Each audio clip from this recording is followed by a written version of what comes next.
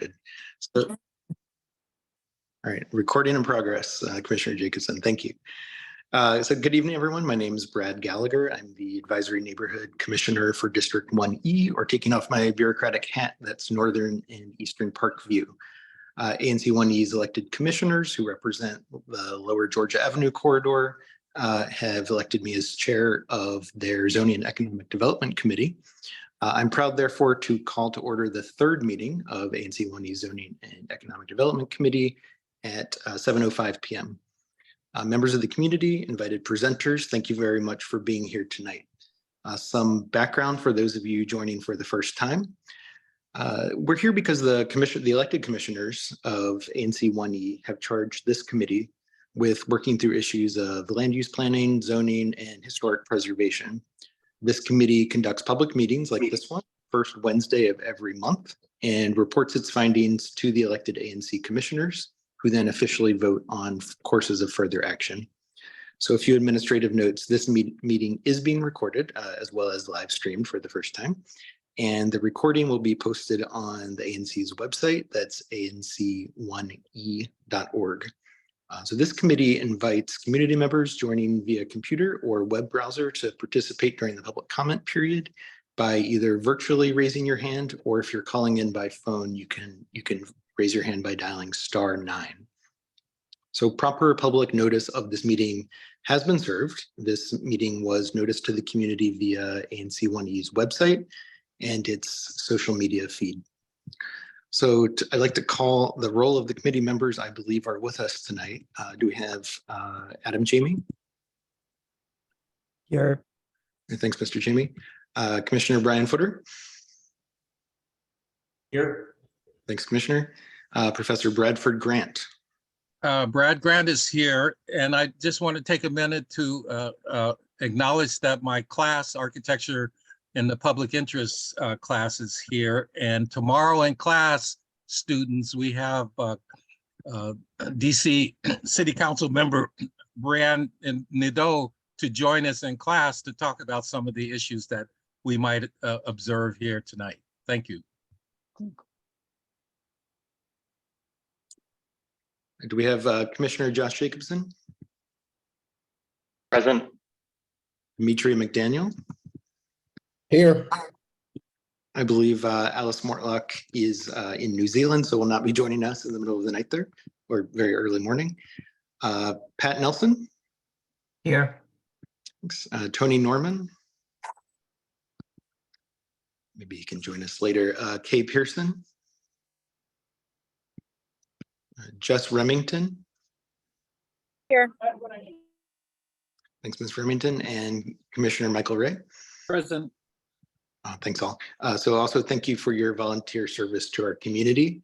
And I'd also like to just extend the invitation to any other community members who would be interested in serving on this committee or other committees of ANC 1E to please contact me or your ANC commissioner if that's not me. And just seconding Professor Grant's welcome to his architecture students from the anchor of our ANC 1E community, Howard University, who will get to see what it looks like when your work is subject to community review and comment. And so with all of those pleasantries behind us, I'd like to move on to invite the committee to approve last month's meeting notes. Commissioner Jacobson, would you be able to share your screen and share those the outline of those notes with the community? Yes, I will pull them up now. I misunderstood your instructions earlier, apparently. Apologies. Let's call it a request, but yes. your tech skills are superior to mine, I think.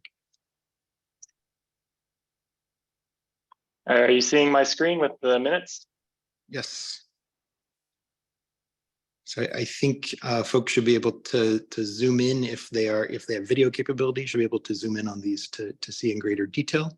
But just wanted to get the committee's review of these notes, just a summary of what we talked about last month. So namely the only matter of official business that was considered was one zoning case, which we will hear again tonight. And we adjourned without making a recommendation to the ANC on that zoning case. So do I have any questions or comments from committee members on the outline of these notes?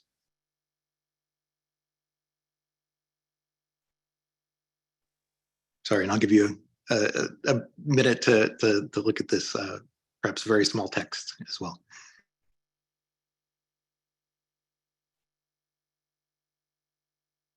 Not that it really matters, Commissioner Gallagher, but I believe we're not allowed to have comment during the consent agenda. This is on the consent agenda, correct? Oh, thank you. Yes, it is on the consent agenda.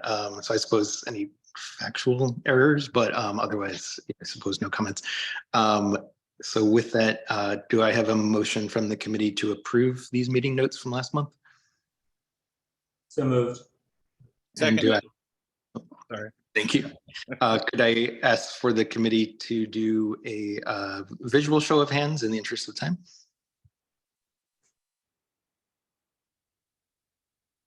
I believe, oh, sorry, I guess I need to vote too. Looks like a unanimous vote. So moving on to community announcements. So members of the community or committee members are invited to use this time to alert the community about issues of general interest in the realms of zoning and economic development or historic preservation in the neighborhood. We ask that you try to limit comments to 1 minute each. And I will note that the official business regarding this evening's specific zoning and historic preservation cases will come later. So this would be for other subjects on your mind that you think would be of interest to the community. So I'll open the floor to committee members and the community at this time. Thanks. Brad, I just have one quick comment. I know I'm always functioning and trying to correct things, but I would ask, since you're asking the committee to approve the prior minutes, that you send the minutes out like with the agenda so we can look at them just in case there are comments. And then we don't have to review per se them in the meeting. You can just put it on the consent agenda and vote to approve them. Sure, that sounds great, Mr. Nelson. Process improvements every month for this new committee. So I will do that for next month. Thank you.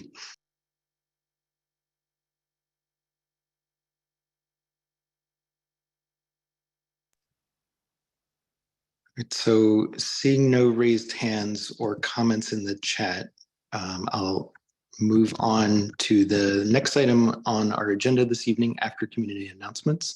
That's the official business that we'll consider tonight. So the bulk of our agenda this evening, as it is every month, is consideration of zoning cases within ANC 1E. But for something a little different, this evening we'll have Mr. Zachary Burt of the Preservation League to talk about his group's nomination for historic status of a property in our community. So we will raise you, Mr. Burt, to panelist status and turn the floor over to you as soon as that happens. He has been promoted. And quick clarification, the live stream functionality is not working tonight, so we are not live streaming to YouTube, and that's why we're recording instead.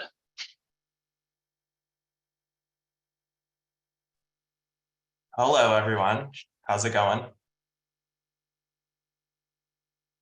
Okay, can I share my screen? I would just like to share a few slides, or a handful of slides rather. Wait, sorry, just 1 second.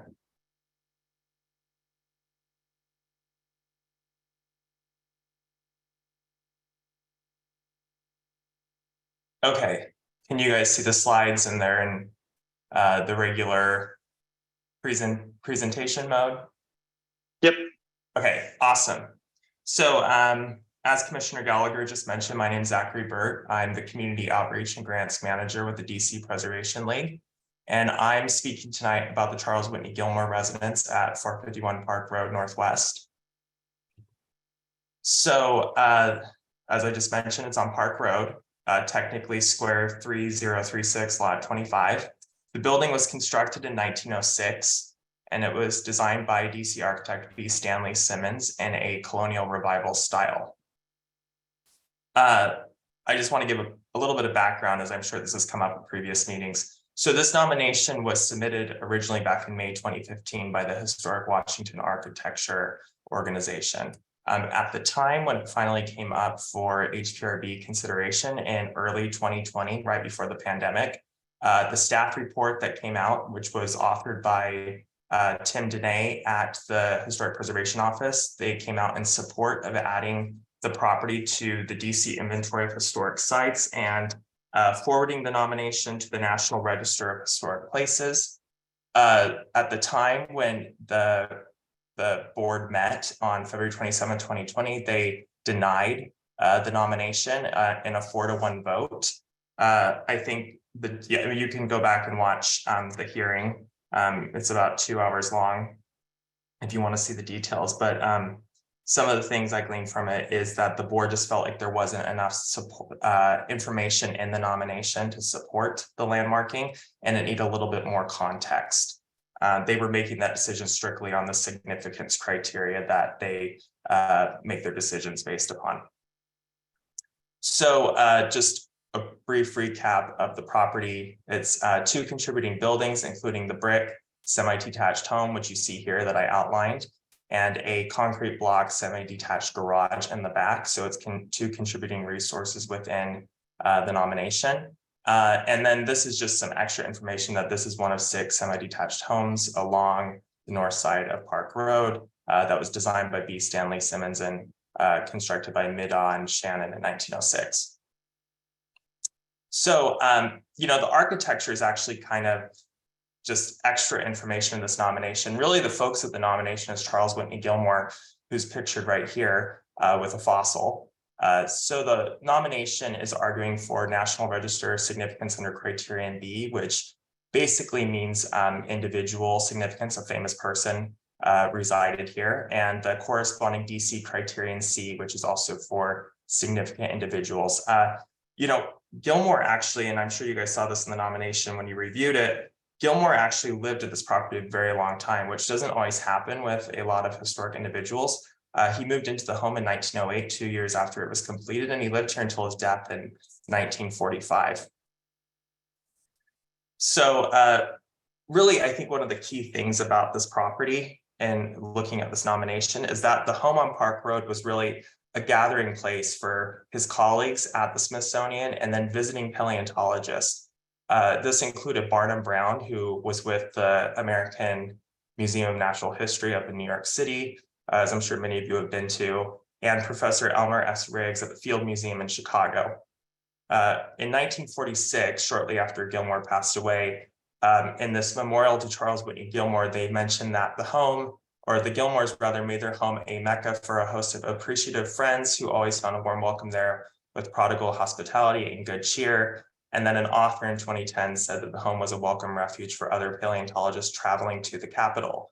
2 of his colleagues actually lived nearby in Parkview and Columbia Heights. So there was quite a little network up in this part of town. And this is just, I think, a fun, interesting fact that there was actually a plaster Triceratops skull at the Parkview School in the neighborhood. By the way, this is Gilmore on the right with Dr. Barnum Brown at the Smithsonian Museum, not the home, but at the museum. In the case file at HPO, there's 2 letters of support. One is from Hans Dieter Sues, who is the senior research geologist and curator of vertebrate paleontology at the Smithsonian, and also Paul Brinkman, who is the head of environmental humanities research lab and curator of special collections of the North Carolina Museum of Natural Sciences. And I just wanted to mention or take this excerpt from the Brinkman letter, which mentions that Charles Whitney Gilmore was one of the most important American vertebrate paleontologists of the 20th century. Gilmore's house on Park Road was an important adjunct to his life and career in DC. With his wife and 3 daughters, he made a happy home there, which became a welcome refuge for other paleontologists traveling to the capital for work. Field Museum paleontologist Elmer S. Riggs, who I just mentioned, for example, wrote several letters to Gilmore in the 1930s and 40s in which he reminisced fondly about the hospitality he enjoyed at Gilmore's home. And then I just want to mention a few just quick details about his life.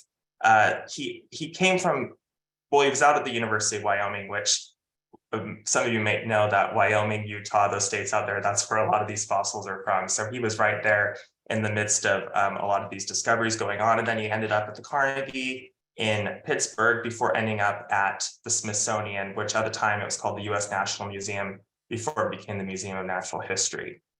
He assisted with this Triceratops mount right here that's pictured. And it was originally at the Arts and Industries building before the Natural History Museum was completed in about 1910 on the north side of the mall. And by 1908, he was the custodian of fossil reptiles. That would have been when he moved into Park Road. And then by, he helped a lot with moving the fossils across the mall to the new space, the Natural History Museum that we know today. And then in 1924, he became a curator. In 1931, he finished working on the 70-foot long, 2,000-pound Diplodocus, which took over 2,500 working days, which is pretty incredible. He published monographs, which were basically detailed scientific write-ups about particular fossils. So he's known particularly for these four, according to people in the profession. And then he also invented the scientific review monograph, and he contributed to, or created rather, numerous dinosaur models, published 170 plus scientific papers, which isn't probably surprising considering his status and his position up at the Smithsonian. This was from the Evening Star in, I can't quite see the year because my Zoom is blocking it, but this talks about some of the models that he worked on. And these models kind of contributed more to this dinomania. It seems funny to me, at least, because dinosaurs are so ubiquitous now, growing up in like the Jurassic Park generation, but dinosaurs weren't always that way, obviously. And the author of the nomination did a search for the term dinosaur, and it really starts to pick up in the Washington Post after 1896, which I think is pretty fascinating. The friend and colleague of Gilmore, Dr. Barnum Brown, he worked with Sinclair Oil. Some of you might be familiar. Sinclair Oil's mascot is the green dinosaur. I think it was called the Brontosaurus when I was growing up, but I think now it's called like an Allosaurus or something like that. So I think the name's changed. But you can see how dinosaur mania has kind of taken its role in our culture. Fantasia, here's a clip. Actually, Gilmore, even though he contributed to Dinomania, he wasn't himself that big of a fan of it. But nonetheless, there's different dinosaur species named for him, including the Gilmoresaurus. And I'll just close on this last part that kind of encapsulates his significance. He was noted in Time Magazine's Milestones section, which I'm sure you're familiar with Time's Milestones. It's always kind of been in their magazine for years and years and years. But they noted his death in October 1945, and they referenced the discovery and the reconstructed Diplodocus, which was that dinosaur fossil I mentioned earlier that was 70 feet long. So that was the little caption they gave him, I guess, in Time Magazine when he passed away. So I'll stop sharing now. And if you guys have any questions about the nomination, the historic significance, that sort of thing. Hey, thanks so much, Mr. Burt. That was a very informative presentation with some fun details about a historical character who lived in our neighborhood.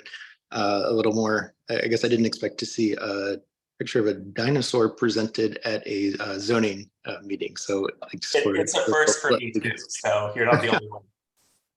Yeah, also thanks for the 43-page, very thorough application your group has put together. I think the committee has had a chance to review that as well. I will note administratively, another committee member, Mr. Tony Norman, has joined us. So welcome, Mr. Norman, adding to our ranks here.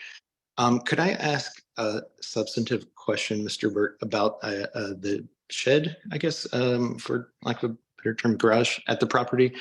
You noted in your presentation that the house was something of a mecca for prominent paleontologists of the era over a couple decades, which is pretty impressive. I guess I'm just curious about the shed. Was that also part of kind of the hosting of the other paleontologists, or was that outbuilding used for his scientific research, or kind of what's the reason for also including the shed in the nomination, if you don't mind? Thanks. Yeah, I can't say anything about what Gilmore did necessarily in the garage, whether he had a lab back there. I don't know if he was assembling a Triceratops back there or something like that. I can't speak to that. It looks like when the nomination was put together and when Mr. Bass, who wrote a majority of the nomination, put together, he followed the standard lot lines, which is pretty standard for historic preservation nominations. So that includes the semi-detached home and the garage. But I think to get to the root of your question, when this goes to HPRB, they can determine if they think it's as significant as the home itself.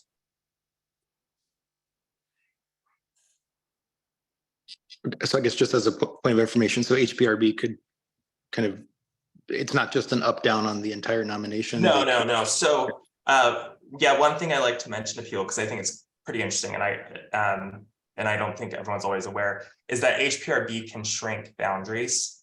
They just can't expand boundaries, which I think makes sense because you wouldn't want them to just start, expanding boundaries, across a neighborhood. But yeah, they can alter the boundaries. Okay, thanks. Yeah, I appreciate your taking my question. I see that Commissioners Footer and Jacobson both have their hands up. I didn't see who was first, so I'm going to rely on honesty here, if whoever wants to go. Commissioner Jacobson is first. Thank you, Commissioner Footer. You're too kind. And thank you again for taking your time out of your day to talk to us about Mr. Gilmore and his life. I had a couple of follow-up questions. The first, in your application, you mentioned Mr. Gilmore was involved in citizens associations in DC. Can you give us some more background on his involvement? I just don't have that information in front of me right now. So totally fine. I can answer it for you. Yeah. He was the vice president of the Parkview Citizens Association from 1918 to 1926. Are you familiar with the Supreme Court case Corrigan v. Buckley from 1926? Did it have to do with restrictive covenants or? Yeah, so this was a case that ruled that racially restrictive covenants on S Street Northwest between 18th and New Hampshire, that those were legal, and that the sale of a home at 1727 S Street Northwest to a Black family was not allowed. I'm bringing this up today because this legalized racially restrictive covenants throughout the United States and caused a flourishing of these within DC, and this caused segregation and contributed to the inequality that we see today. And this is particularly relevant because, like I mentioned, Mr. Gilmore was the vice president of that Citizens Association from 1918 to 1926. And when he was reelected vice president in 1925, the Citizens Association donated roughly $900 in today's dollars to aid in the fight for restrictive covenants on S Street. And so I'm particularly troubled that we would want to nominate someone that had such a huge role in the segregation that was caused throughout the 1920s and 30s and 40s in our country.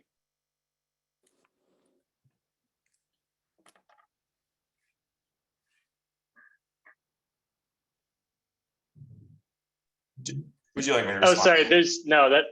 If you want to, you can. But yeah, I think that's obviously very ugly history, and I think that writing about Gilmore, that is something that should be included. I was not aware of that myself.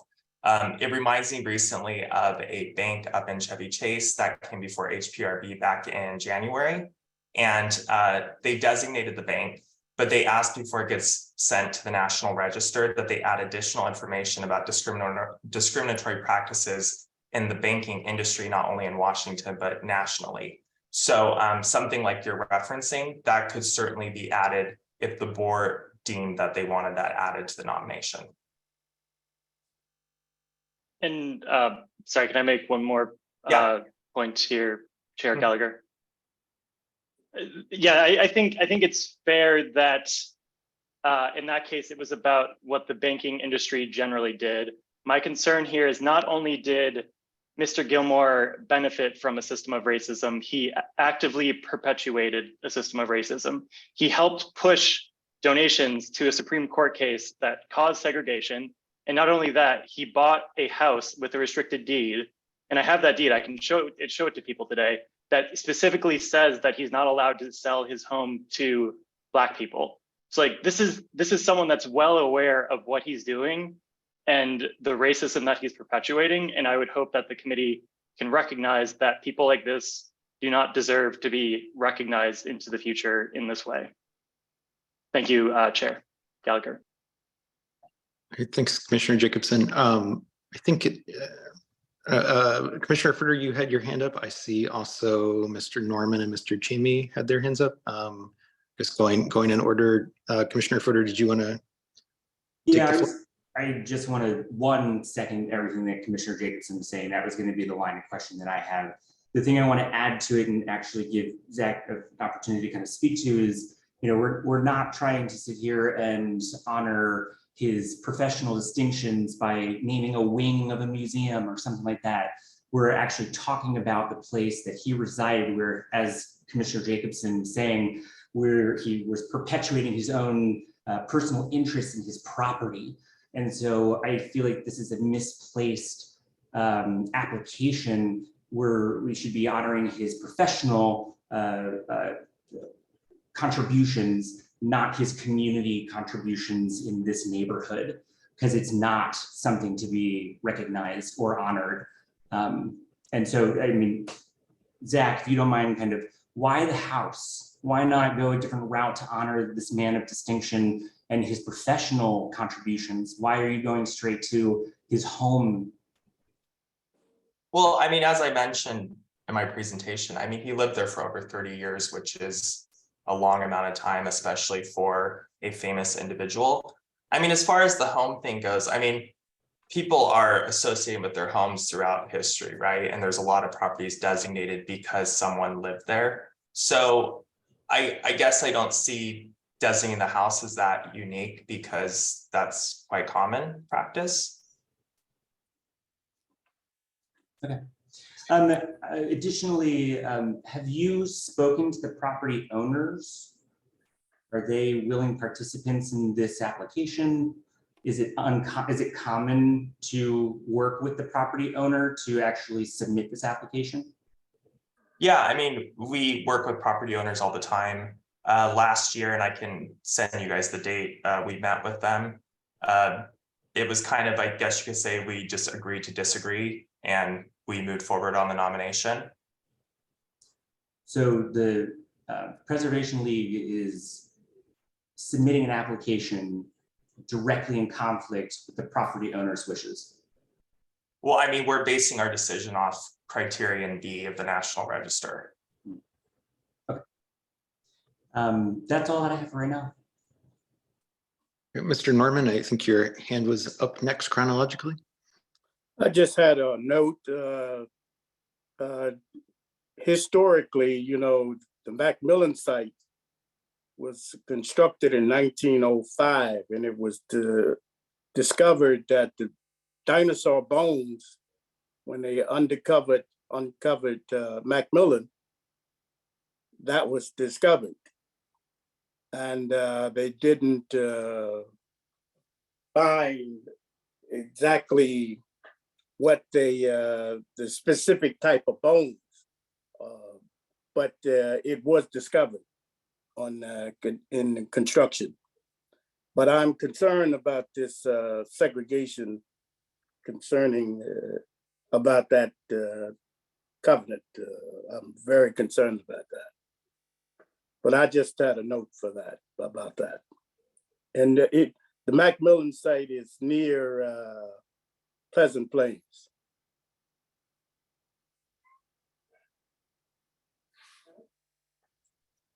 Mr. did you have any comments in response to Mr. Norman? And if not, we can move on to the next question. I wasn't aware of that history, so that was interesting. Yeah, maybe they'll uncover some more dinosaur bones as they dig, 7 stories below ground for this new project at Macmillan. I think the next hand raised that I saw was Mr. Chamey. Yeah, thank you. I wanted to echo a little bit what Commissioner Footer and others have talked about, and I think it's definitely troubling, this history of segregation with this individual. And just, zooming out a little bit, I think there's a lot of historical figures who have complex identities where maybe they're contributing to science in one area, but then very, very harmful in other areas.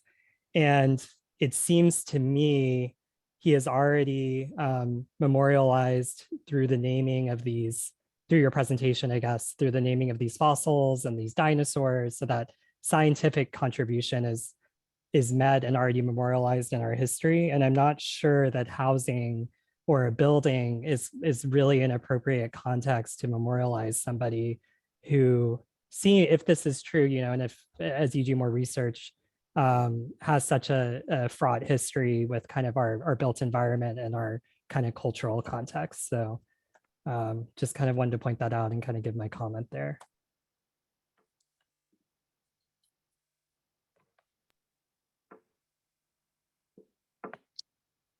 Looks like Professor Grant, your hand is raised if you'd like the floor.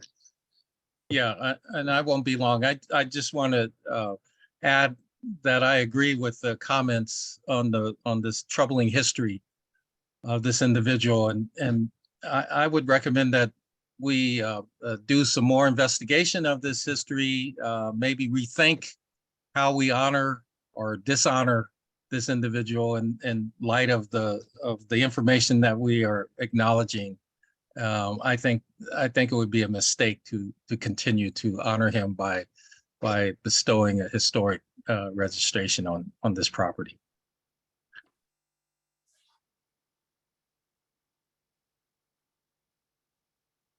Mr. Nelson? 2 points. Actually, I have a lot of differing views than what were commented, but I won't say them because I don't want to get into a fight. But I will say, just so people know, that there's a lot of historic buildings that are put into historic designation that are put onto the National Register that are A, controversial people, and B, do not have the support of those people that own the property, and it's done anyway. It doesn't mean that just because you own a property that you have the ultimate end-all be-all right to make a designation. If this gentleman has historic value that relates to his job and what he did towards science, that's one thing. And whether or not he had some other issues is something else.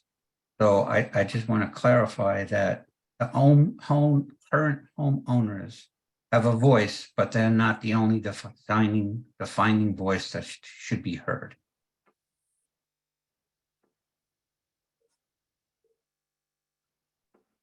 Can I just add one clarification? Yes, Patrick, you are correct as far as the DC inventory goes. It was I think it was the 1980 amendments to the National Register of Historic. The 1980 amendments to the National Historic Preservation Act made it so there was an owner consent requirement. So I believe that technically the property could not be added to the National Register as long as there was owner opposition. But to your point, it could be added to the DC inventory of historic sites. So I just want to clarify that for the committee.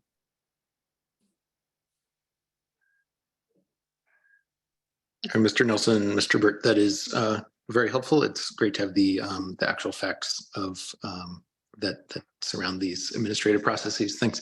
I think Ms. Remington, you have your hand raised if you like the floor. Sure, thank you. I just wanted to also add in my concerns that have been raised by Commissioners Jacobson and Footer and others about honoring specifically the home of a person in our history who played a significant role. I mean, he played any role. He was actively supportive of one of the most damaging Supreme Court cases in terms of housing in US history and also in terms of DC history. Was very influential in perpetuating and furthering segregation in the neighborhoods where he's going to be honored, would be the idea. And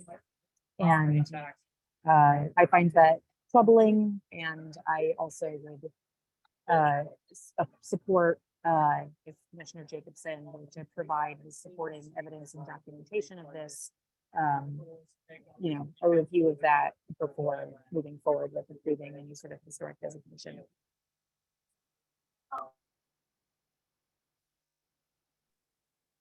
Are there any other committee members who have a question or a comment?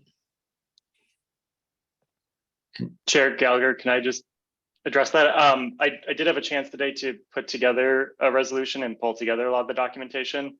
Didn't have a chance to email it out because I wanted to make sure I had all the relevant news articles regarding his involvement in the Citizens Association and the donation to aid Mr. Buckley in his case for segregation. But I am happy to share that tonight, and I would recommend that we take that up for a vote at some point. But I know we have to get to the community comments. Sure, that's what I was going to suggest. If there are any community members who have a question or a comment, please virtually raise your hand, or if you're calling in by phone, you can press *9 to raise your hand as well.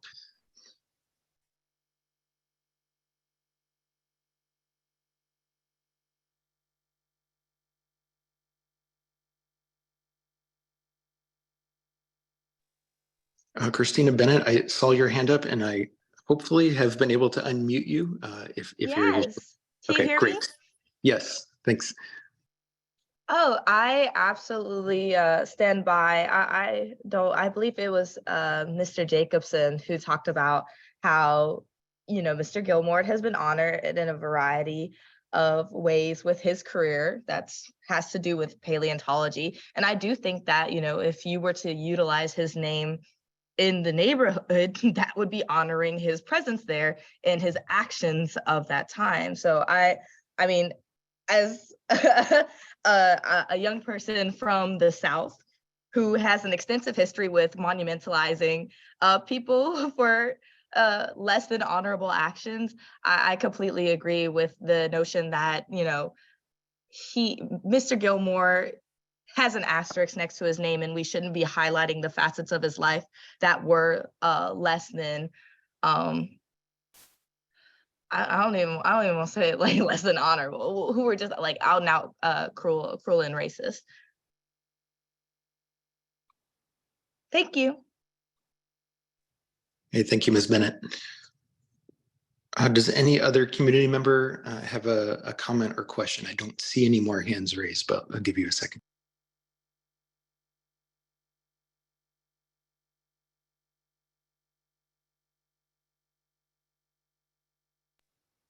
Okay, I don't see any hands raised. Apologies if I missed you. We have a very, I guess, exponential growth in the number of attendees at this meeting as compared to previous months.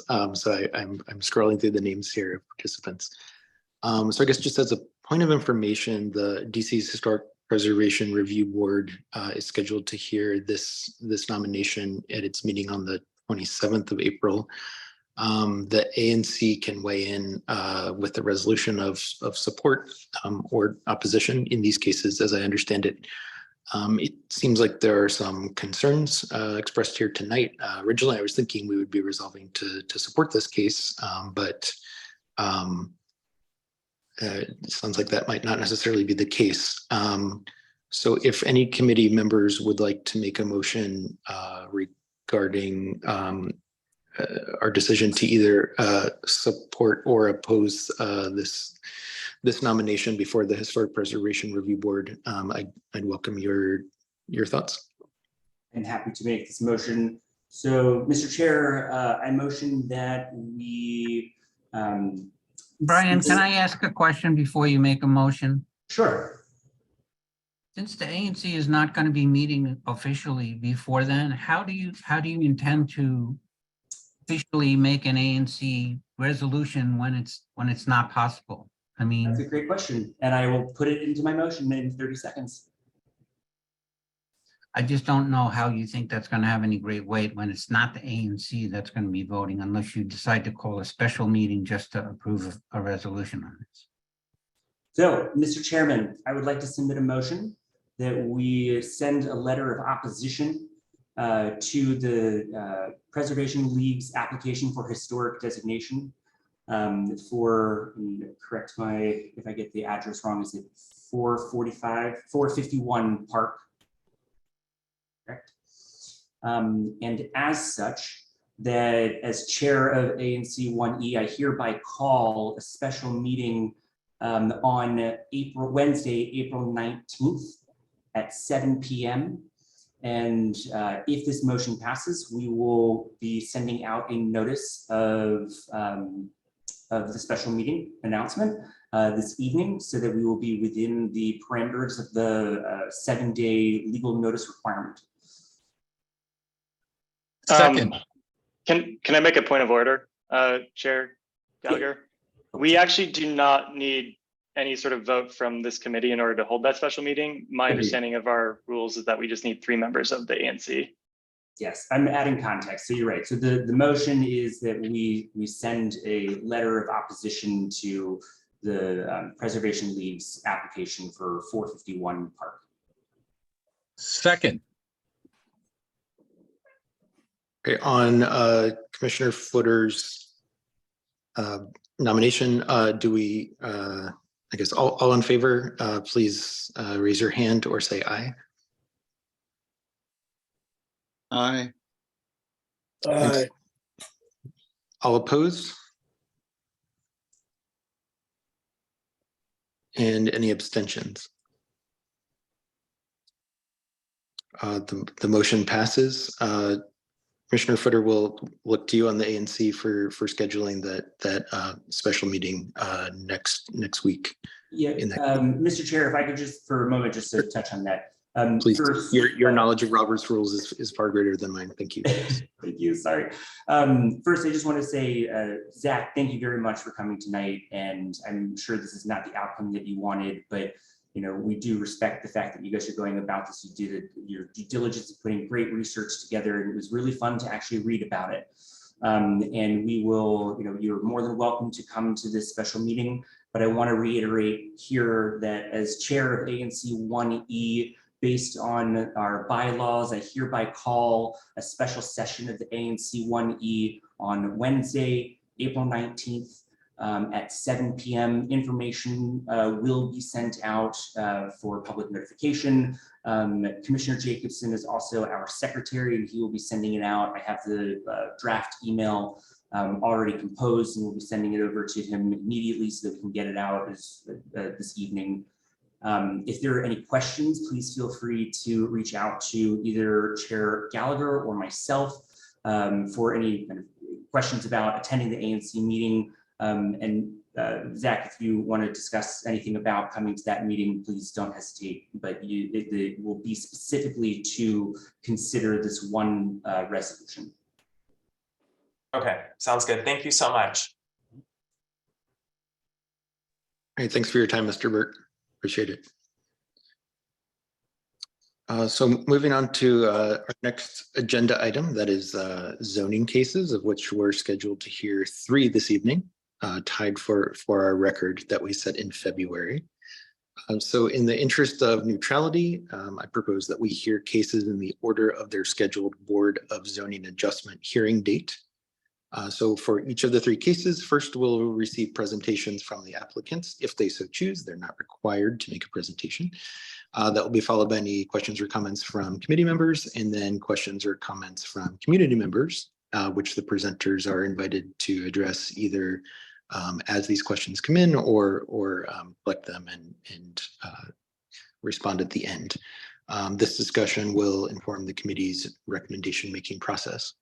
So the first case we have on the agenda this evening with a May 2nd BZA hearing date is Board of Zoning Adjustment case 20837. That main point of contact we have is Teresa Edmondson, who will promote to panelist. And Ms. Edmondson, if there's anyone else, once we promote you, if you let us know if there's anyone else that we need to also promote as panelist as a co-presenter, please let us know. The floor will be yours as soon as we can make you a panelist. Thanks.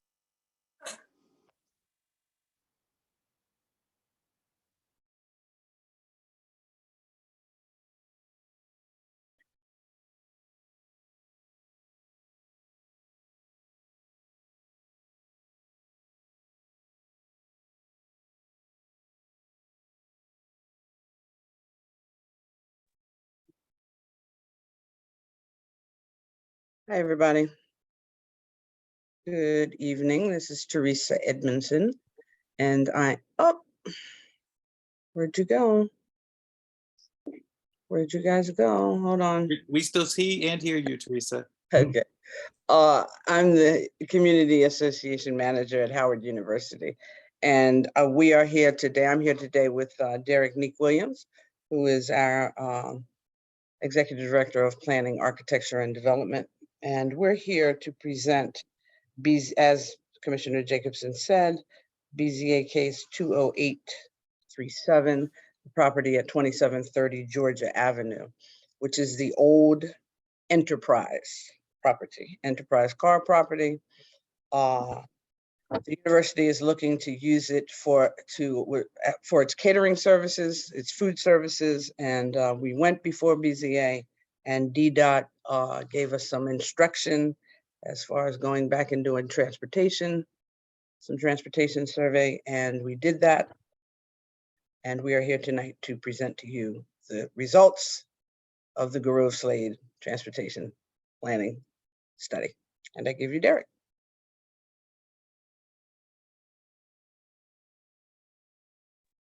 Hey, good evening, everyone. Are you hearing me okay? Hey. Good to see a bunch of familiar faces. Hope my face becomes more familiar to you all. So I also want to thank you, Teresa, for the gracious introduction. So I have some content to share. Let me go ahead and pull that up. And just want to confirm you guys are able to see my screen. Yes. Good stuff. All right, so I'm here today to talk about the aforementioned zoning case. In effect, and I'll try to keep it relatively brief, to the extent that you guys are interested, that we can go into great depth. But this is about the relocation of campus catering services to the site of the former Enterprise car rental at Georgia Avenue and Girard Street. So to give some strategic background for the reason why the university is pulling in this direction, circa around 2004, the university got approval to operate our catering services out of the Herb 1 building that's located at Georgia Avenue, well, there at 7th Street and S. So in the Howard Forest Strategic Plan, we ultimately ended up releasing an RFP to redevelop that site. You might have noticed the demolition that's going on right now, and it's pretty much wrapped up, and we'll be seeing the new construction that's going to happen soon. So we moved forward with all of that and obviously had to relocate a bunch of folks, including this catering operation. So right now, looking for a location to place them, this particular location was identified because it's close to the central campus. The catering operation does need to produce meals for the campus itself and house the personnel and the service vehicles that are necessary to deliver food to various points on the campus for special events and things of that nature. So that's in particular why this site was appealing, because it's so close to the central operation of the university. And so ultimately, there are a lot of reasons behind the need for a BZA case, but to boil it down, we need a special exception because a catering operation that is not open to the public and that is dedicated in serving the university, a food service operation of that nature, is not allowed in the underlying zone. So illustrate the location of the former Enterprise site here on Georgia Avenue. This also falls outside the boundary of our central campus master plan, while it is owned by the university. So, it's something that goes to the BZA as opposed to zoning commission for the rest of our campus items. So just to contextualize and zoom in a little bit to the site proper. So this is the subject property shown in yellow here, and it is within an MU4 zone, which requires a special exception for this particular use. There's some other strings that I'll get into in a moment, because you might notice on this map that the western side of the property line actually abuts a change in zoning designation from an MU4 to an RF1 residential zone. And so getting into some parameters just to familiarize, if you guys aren't familiar with the site in particular, a couple of angles there. So you see the intersection of Girard and Georgia. There's an alleyway that cuts across that separates the MU4 zone to the east from the RF1 zone to the west. And so, just some photos here to show the existing condition with, fencing and whatnot. And this actually was originally a Burger King prior to it being an Enterprise. I didn't mention that. So the layout and whatnot is actually set up for food service, and a lot of the HVAC equipment and everything else is all actually in fairly good condition. So there's a certain efficiency to us reusing this temporarily for a 5-year period for the catering kitchen operations. So one of the key things about this particular use is that the code, the municipal regulations require us to build a wall to separate this use, this special use, from the residential zone here. And so the wall has to be 12 inches thick and 10 feet tall. And just to kind of highlight the details of the operation itself, it'll have a typical vehicle load of about 7 to 10 vehicles, 3 vans, and a couple of food trucks that are here, not vending here, but just loading and getting equipment and servicing and whatnot. And then about 3 to 5 employee vehicles. It is a 7-day per week operation. The typical, the range of hours, could be as early as 6 a.m. for like breakfast events and things like that, and as late as 10 p.m. for wrap up of events on campus. So there are also 4 peak events that I think everyone who lives in this neighborhood, in this area, understands, that there are special considerations during homecoming in October, a commencement that's actually coming up in May, and then, new student move-in week in August, where there's a lot more people on campus and there are a lot more events going on. So the trash management is typical 3 times a week. There'll be 2 large dumpsters and a compactor, with cardboard and recycling pickup 3 times a week as well. So deliveries will be, daily, typically in the morning, 3 times a week, depending on the vendor for these various line items. And these are the vendors that our food service operator works with. And so, staffing count, there's typically going to be about 10 to 15 employees on site that are regular, and then an additional 5 to 10 employee workers, depending on events and whatnot during surge, like homecoming and the like. So to highlight is existing transformer here and a future dumpster enclosure that will place against this 10-foot tall wall. And you'll also note these 2 existing curb cuts onto Georgia Avenue that would allow, easy access for, service vehicles and whatnot in and out of the site. So, also going to highlight the existing fencing that's going to remain. And when we had discussed this earlier with ANC 1B last year, there was a conversation and a desire for the university to put up some sort of, fence wrap that had, student artwork or something to sort of beautify the environment along Girard Street in particular, but also potentially along Georgia Avenue as well. Just wanted to highlight that. So here's where we are right now. And actually on Friday of this week, we have a meeting that's scheduled with DDOT, because we've been in lots of conversations with them about their staff review of our BZA application. And particularly, I won't get into too much detail, but I think there's a desire from DDOT's perspective to close any and all curb cuts along the Georgia Avenue corridor. And so given that we need service vehicles and clearly would have a challenge accessing or using this site if we didn't have curb cuts, the district standards sort of call for a curb cut to occur on the alleyway, which happens to be exactly where another set of district standards tells us that we need to build a 12-inch thick, 10-foot tall wall. So we have some truck analysis, in terms of the different sizes of vehicles that'll be servicing the site, looking at sort of the high and low end of sizes. And then we have these different turning analyses to really determine what's really feasible, and how some of these regulations sort of come at cross purposes with one another in this particular case. And you can see here that the turning is very tight with this vehicle in particular, and in some cases, would actually hit some of the adjacent walls, retaining walls, or fences and whatnot. So we're going to meet with DDOT on Friday and see, what feedback they have for us, given that we performed all these turning analyses and various things that they have requested for us to do in preparation for this hearing. And we'll certainly be reporting back to all of you guys about, the findings there. But I think, seeing this, not sure exactly where we'll land, but my sense is that functionally, trying to build this wall and then creating a curb cut and a ramp that also traverses a 4-foot change in elevation between the surface level of the alley and this surface level of this parking lot is a challenge. And it also, impedes the dumpster pad ability and things of that nature. So there's, more to be reported, I would say, on this, pending the findings from DDOT. But if they are comfortable, the university is actually okay with closing, one of these curb cuts if necessary, but we do need to provide some sort of vehicular access to this site in order for it to be functional in any sort of way. And, the irony, I'm maybe going a bit too far, but if we were just putting a food service operation, another Burger King in here, none of this would be necessary. So sort of an interesting chain of events regulatorily, so to speak. So ultimately what we are seeking from the community, and I think we came to good terms with ANC 1B prior to the jurisdictional change, is, and sorry for this, excuse me, this slide is a legacy slide. Let me correct myself. The ZED committee support the special exception relief for the catering kitchen use on the subject property. As referenced, it's not something that's open to patrons, so we're not expecting this to create a lot of foot traffic and whatnot, as opposed to like a business.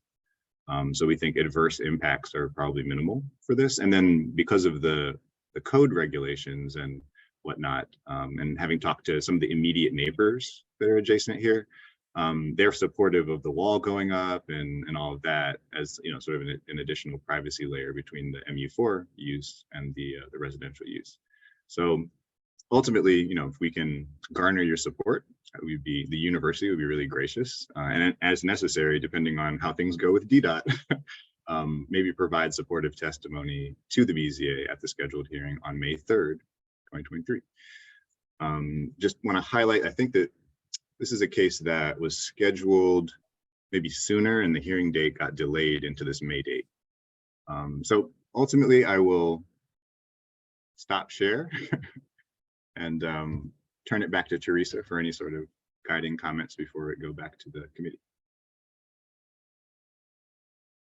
Okay, no, I guess we'll take questions and answers now from the community, from the commissioners, the committee.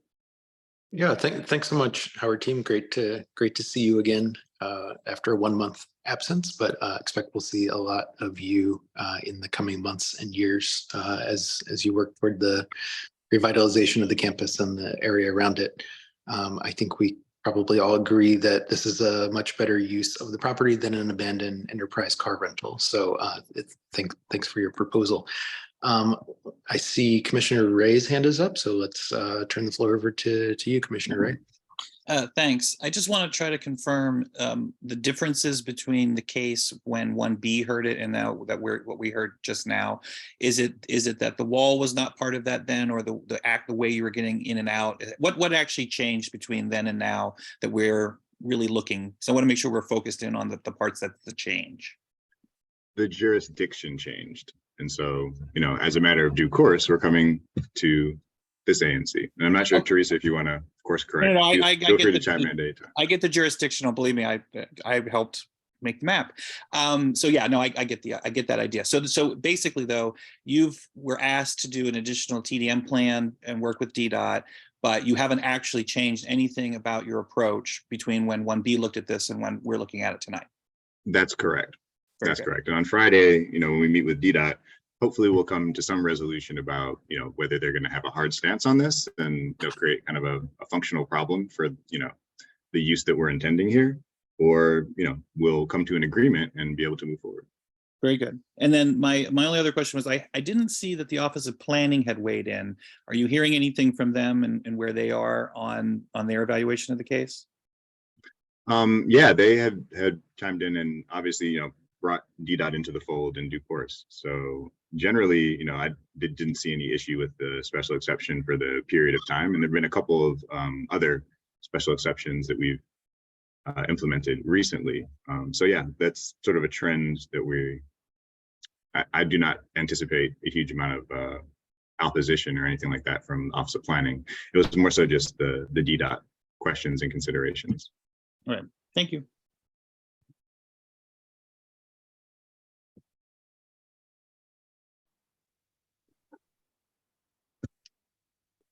Hey, Professor Grant, I think you're the only other one with your hand up at the moment. The floor is yours.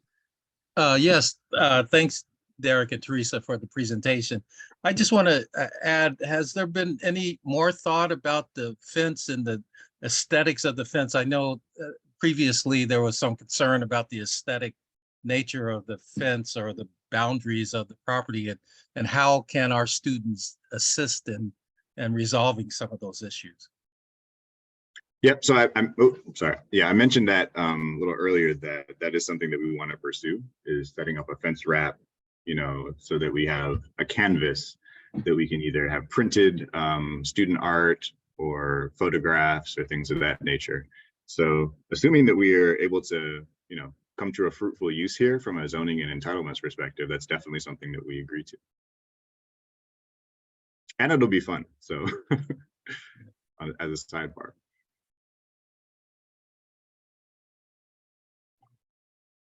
And it'll beautify the neighborhood for sure. I just want to say, if anyone thinks about, oh, I see more hands. If you leave and you have something you say, oh, I should have asked this, you can always email me. I'll put my email address in the chat. I think Mr. Nelson and Mr. Chamey had their hands up. I didn't see who was first. So between the two of you, whoever would like to go first. I'll let Adam go first since I talk more. Okay. I just wanted to echo that it's great that something's going in there that's it's no longer going to be abandoned. Even though this isn't exactly related to the architecture, I was thinking about it when you brought up the dumpsters. I know DC is pushing to have a lot more composting and a lot more recycling uses done. Is that something y'all are looking into at this location? I know DC is rolling out a big they're trying to do curbside composting for residential starting, I think, at the end of the month at a few locations. Maybe there's something y'all can work on there. So our food service operator is Sodexo presently, and I can't speak on their behalf as to what their overall program is on the campus, right, or this operation. The last meeting that we had, we actually did have a representative from Sodexo that kind of spoke to all those things. So let me connect with them and get the skinny on that, and then circle back to Teresa to get that information to you. Sounds great.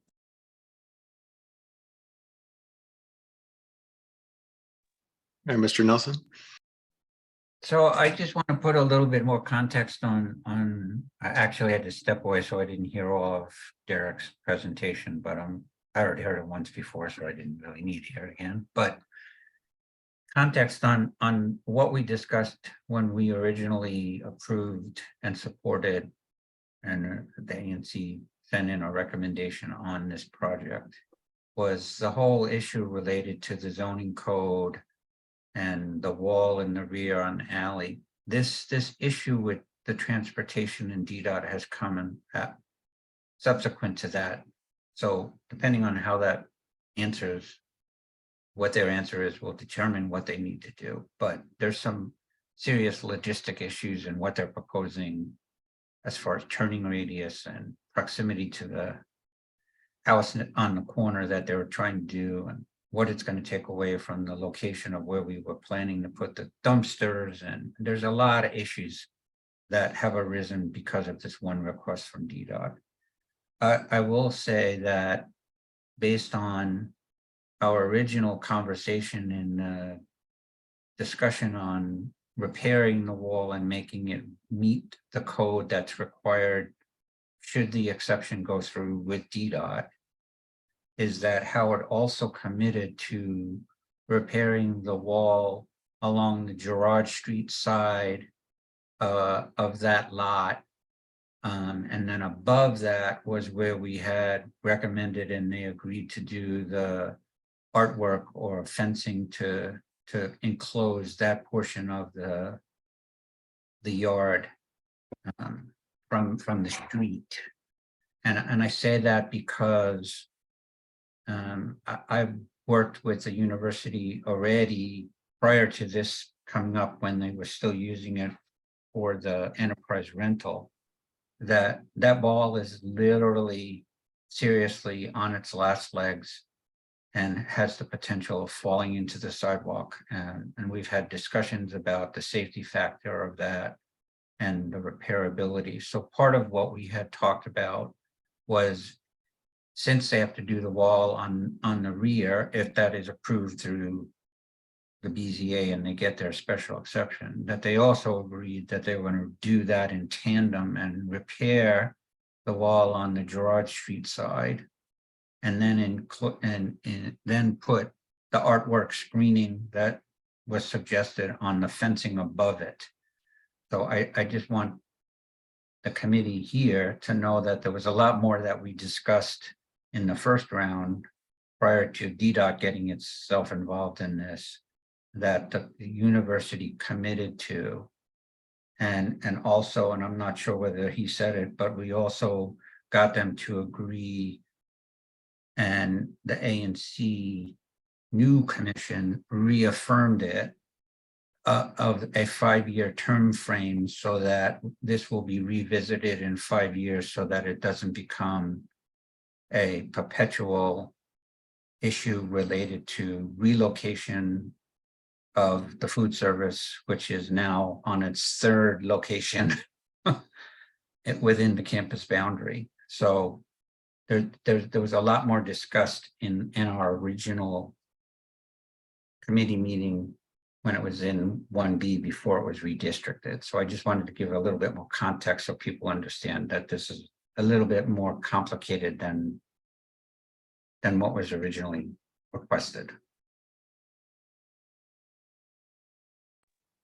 Yeah, thanks, Mr. Nelson. That is helpful. I know this committee has had access to ANC 1B's, I believe it was December resolution in support, which is about 1 sentence long. So I think we all assumed there was a lot more that went into that. I guess just kind of, if I could ask you, Mr. Nelson, would your are you just providing that for our background, or is there a suggestion to include some of these stipulations in this committee's recommendation, or I guess how do you see that background information as affecting what we should? Well, it's just for informational purposes. That was written into the BZA support documentation that was sent in on behalf of 1B, as far as it relates to the wall being constructed properly and the enclosure of the fence arcade piece of it. The other discussion was brought up and we discussed it, but it wasn't memorialized because Howard agreed that that was something that they knew they had to, because I had been addressing with the university prior to this even coming up as a request for a change of use. So they agreed that the timing is right now, that if we have to do the wall, we'll do both walls. So I was just trying to give information to make people understand that there's been a lot more work towards this one specific project about what Howard is going to do to better the project as it relates to safety of the community and the alley as it relates to what zoning wants them to do, but what the community asked them to do in connection with the zoning piece. I hope that makes sense. Yeah, thanks, Mr. Nelson. So, okay, so just so I understand at least, so Howard team, y'all would be proposing to make those same improvements that you discussed with 1B. I mean, that hasn't changed. Is that right? Yeah. So I think, and it just kind of funny because I think Commissioner Ray led off with, has anything changed? And it's like, no, no. Besides the DDOT piece and the extra work that we've done to sort of vet through that we're going to address on Friday. Yeah, so all of the things that we discussed earlier, none of that has changed in terms of beautifying the site and all of the like. So okay, thanks for clarifying. Yeah, any other committee members have a question or comment for the Howard team? I don't see any hands, so want to open it to community members at this time. If anyone has any questions or comments, please virtually raise your hand, or if you're calling by phone, you can dial *9.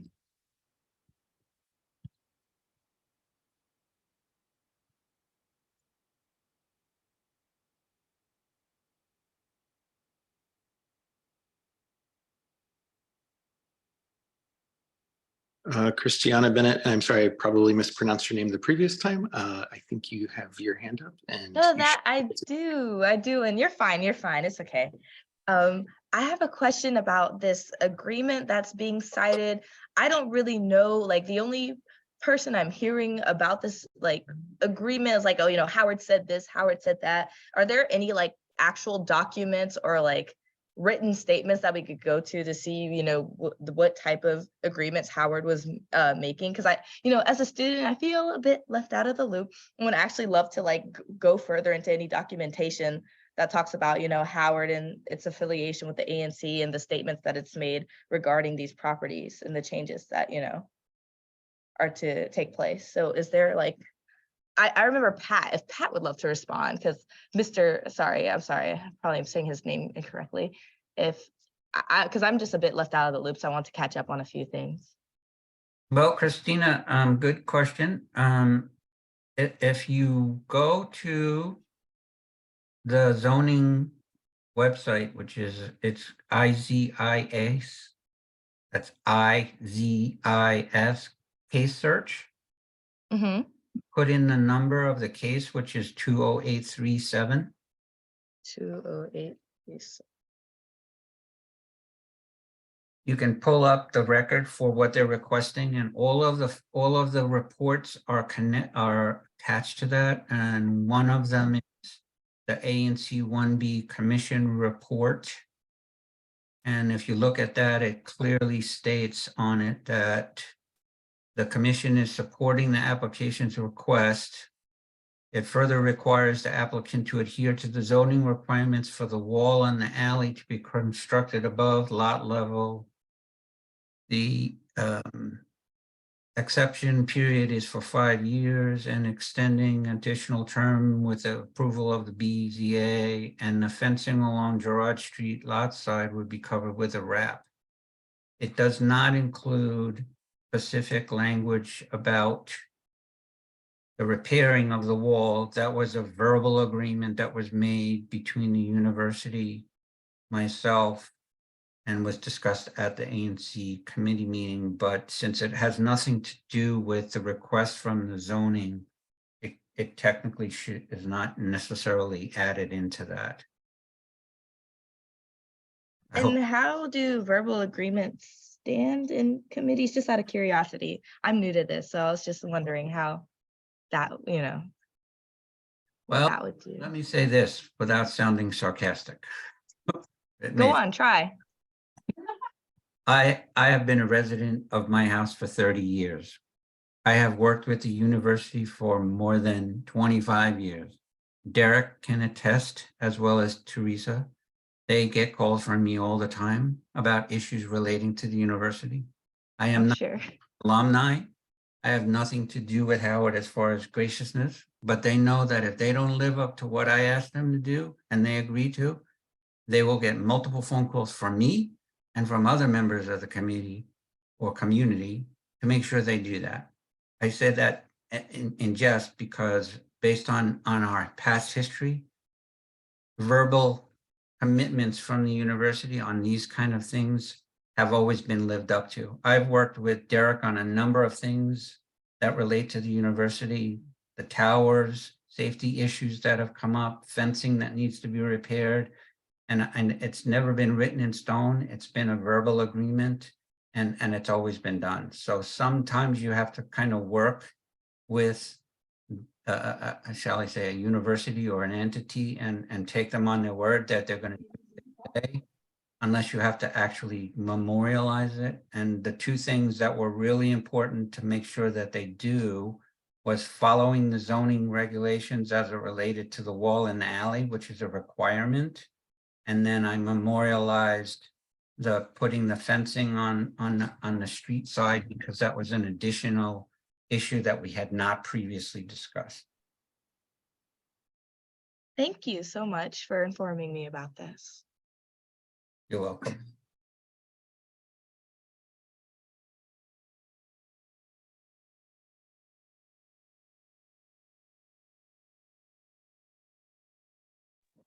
So I'll drop the link in the chat to the document in question here. Apologize, I accidentally only sent it to the panelists, so I'll send that to everyone again, so anyone can review that.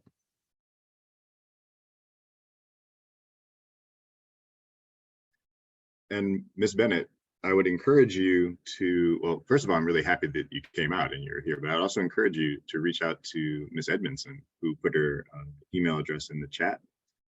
If you have any, curiosity or just want to pick her brain about how the university conducts its external affairs and works with our community. And I've also redropped Ms. Edmondson's email address in the chat, who also was stymied by the same thing I was in only sending it to panelists. So we should all now be on the same page with this information. Are there any other questions or comments, either from the community or from the committee? Mr. Chair, I'd like to propose a motion. Yes, Commissioner Footer, what is your motion? So I would make a motion to support Howard University's application to the BZA, and that it includes the same conditions negotiated by 1B that's reflected on page 1 under the recommendations of their application dated from November 29th, 2022. Is Commissioner Footer's motion seconded? Second. Thank you, Mr. Nelson. All of those committee members voting in favor of that motion, please signal your support either by raising your hand or saying aye.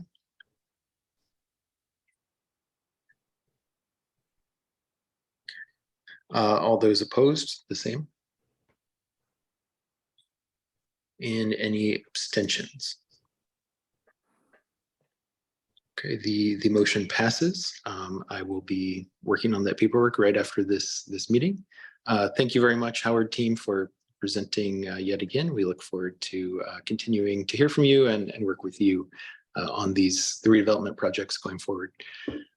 Thank you very much. Thank you for having us. Thank you.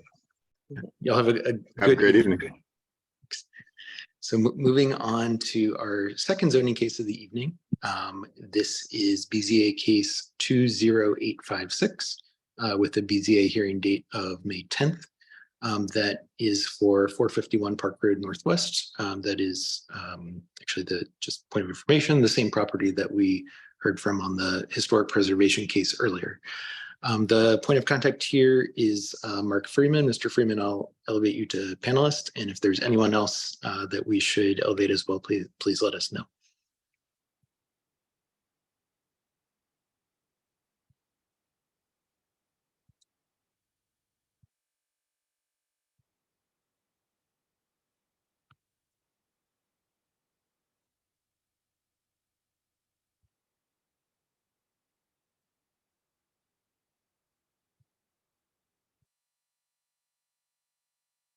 Mr. Freeman, should you so choose, the floor is yours for any presentation or comments you wish to make on behalf of the applicant. Good evening. Thank you, committee members. This is our third presentation. I believe this evening I will not be going into the depth of our past discussions of the design. We have not made any revisions based on any feedback.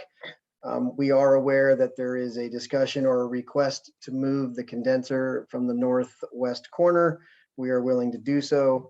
But to sort of wrap up our presentation from the last two meetings to this, we ended on a question about our burden of proof statement and whether it was accurate. We went and met with the new acting zoning administrator, Mr. Ndawe, and we were corrected. The special exception request, rather than it being under subtitle U 301.1E, an accessory building constructed as a matter of right after January 1, and that is located within a required setback, should not be used as or converted to a dwelling unit for a period of 5 years. We were corrected on that, and instead we have revised our burden of proof to include subtitle U 301.1C1, which is no expansion of an addition may be made to the accessory building to accommodate an apartment except as a special exception. And based on our discussion, the reason why we are noting it as an addition to an existing accessory structure is even though we are proposing to raise it, the zoning department considers it as an existing structure and as such is being expanded into a new footprint. So I believe ultimately that is what we would be presenting or discussing, because that was the last question at the last meeting, and I will rest at that. Thanks for the update, Mr. Freeman. Administratively, I'll note that we have an additional committee member who's been able to join us, Kay Pearson. Welcome, Ms. Pearson. Glad you're able to join us for your second meeting here. Looks like we already have a hand raised from a committee member. Commissioner Ray, the floor is yours. Thank you. Thank you, Mr. Freeman, for addressing that concern. I think myself and Mr. McDaniel brought it up. So have you changed your statement have you changed the statement, and is it in the file yet, or do you have that already? Yes, sir. It has been updated. It is in the file. I checked before the meeting. It was updated as of April 11th. Okay. I had also emailed it to Commissioner Gallagher, whether or not that was distributed to you all, but it is in the updated BZA case. I was planning to also email our permit processor after this meeting to also update the last presentation we had provided those views from the windows. We were going to also make sure that that was uploaded into the case file. Thank you. And just to make sure that we were clear, because I'm not sure if you actually said it, so the garage / shed, as we referred to it earlier, I believe this evening, that you'll be effectively expanding that into the additional unit. That's how the zoning administrator is reading your application. That is correct. We are, by all purpose, we are raising the garage, but because it is an existing structure and the way that they are interpreting the zoning code and on past precedent and how they have determined other projects of similar case, because it is an existing structure, has an existing footprint, it is being expanded upon. And so therefore, that is why this rule is now being requested to have a special exception to. Thank you. That's all I had.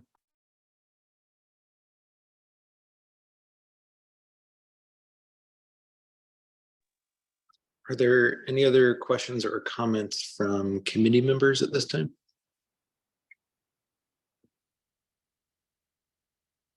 Seeing none, I will now open it to community members and committee members, keeping in mind that you're welcome to make a question or comment at any time as we hear from the community. So community members, the floor will be yours if you want to raise your hand or press *9 if you're dialing from your phone. I have see a hand raised from Daniel. I assume that's Daniel Nathel. I will unmute you if you'd like to take the floor. Thanks. Well, if Danielle Pollen if she has raised a hand, I'd like to yield to her because this is most directly impacting her and Carlos. If I can yield. And if not, I'm happy to say my piece. Sure. I have unmuted Ms. Pollen, though she did not have her hand raised. So Ms. Pollen, the floor is yours should you wish to make a comment or ask a question. Thanks. Yeah, thank you, commissioners, and thank you, Daniel, as well for yielding.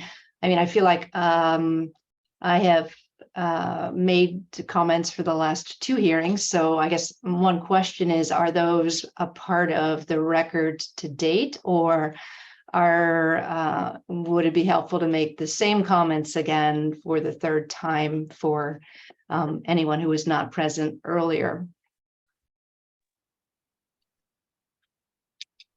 Could I ask Commissioner Footer, based on your encyclopedic knowledge of Robert's rules, maybe the best answer to that question would be? Yeah, it is memorialized.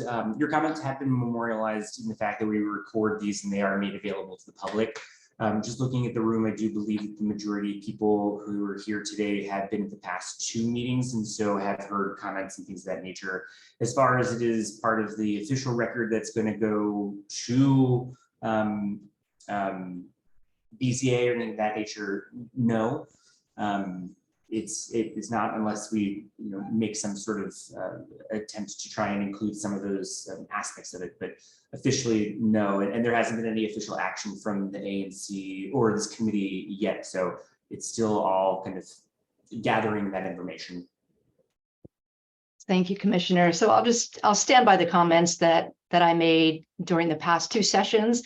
Nothing has changed in terms of my feelings about the project. And, the only thing I would add after hearing this evening's presentation about the raising of the existing structure, and yet it still that this new structure would be considered existing with a completely different footprint just seems like a bit of a legal fiction to me. But, I understand that is something that apparently the regulations allow. So I'll just leave it at that and hope that my earlier comments will be considered when committee members make their recommendation this evening. And I'll yield back to Daniel if he has anything further. Thank you. Thanks, Ms. Pollen. Mr. Nessel. Hi, can you hear me now? Am I unmuted? I will briefly, I hope, reiterate what I said the last couple of times, which is it just feels like a huge stretch to the zoning code to build another house in the backyard. We all enjoy this beautiful green space. It's not just me, it's not just Danielle and Carlos, it's dozens of houses. Bradley, including, I would say, Bradley, yours and Adam's. We all cherish the space. And I would hate to see that despoiled by another house. And I just think that the zoning code specifically says it can't unduly affect the privacy and enjoyment of the neighboring property. I don't see how you can look at this and have this looming over Danielle and Carlos's backyard and have windows looking into their bathrooms and say, this is duly affects it. This is fine.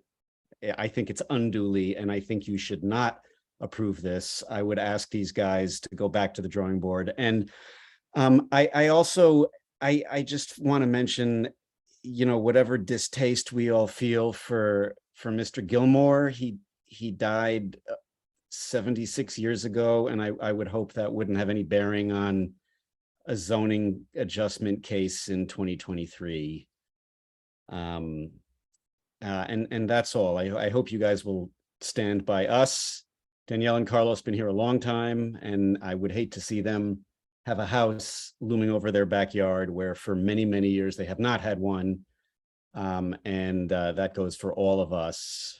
And, it's one thing to say, YIMBY, yes, in my backyard, but this actually is our backyards. This isn't a question of, public policy here. This is going to have a very real impact on all of our enjoyment and of our property and our children's property and our families. And thank you for taking our concerns into consideration. And I hope you'll vote with us. Thank you.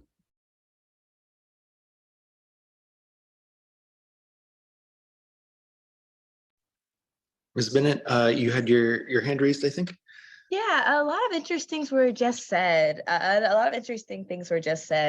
Something about Gilmore and him dying 70-something years ago, therefore that shouldn't affect our decision making today, which I think is a very interesting notion because I've never thought that time ever equated to, justice or outweighing someone's evils would ever, equate to us being sad, their actions being satisfactory now.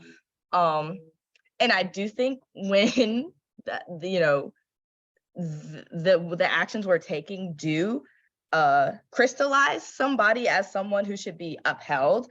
I think we do have to be a bit more conscientious of who we're memorializing and who we're actually celebrating. But also this, can I get some more information on like the this proposal? And I'm sorry, I feel like this is what happens when you bring college students to a zoning and the ANC meeting. I feel like we're catching up on a lot of these things. So there's the last participant took issue, I suppose, with another house being brought into the neighborhood. Is that the main gist of it, or? It sounds like maybe there's a question both for the presenter, Mr. Freeman, and then maybe Ms. Nessel, Ms. Pollen, excuse me, Mr. Nessel, as neighbors. Maybe going in order of your questions, Mr. Freeman, would you want to briefly summarize the proposal from your clients? Please.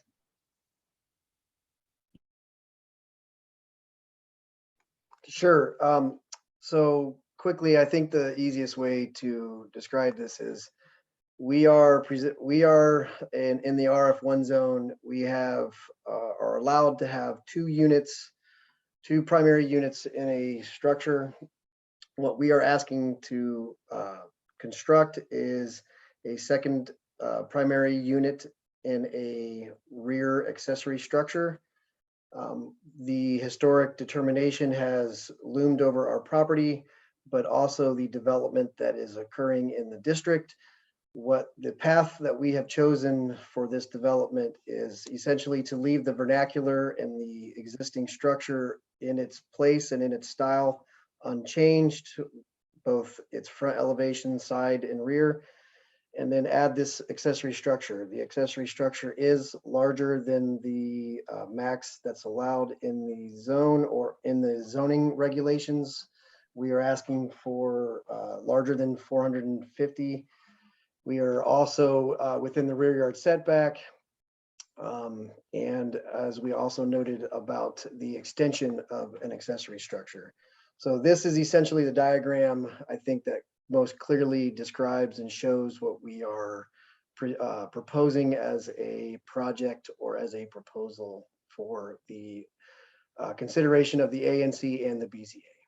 Okay, thank you so much. I'm sorry, I just need a little bit more confirmation on that. No, Ms. Bennett, I don't think all of us are learning here, as you heard at the beginning.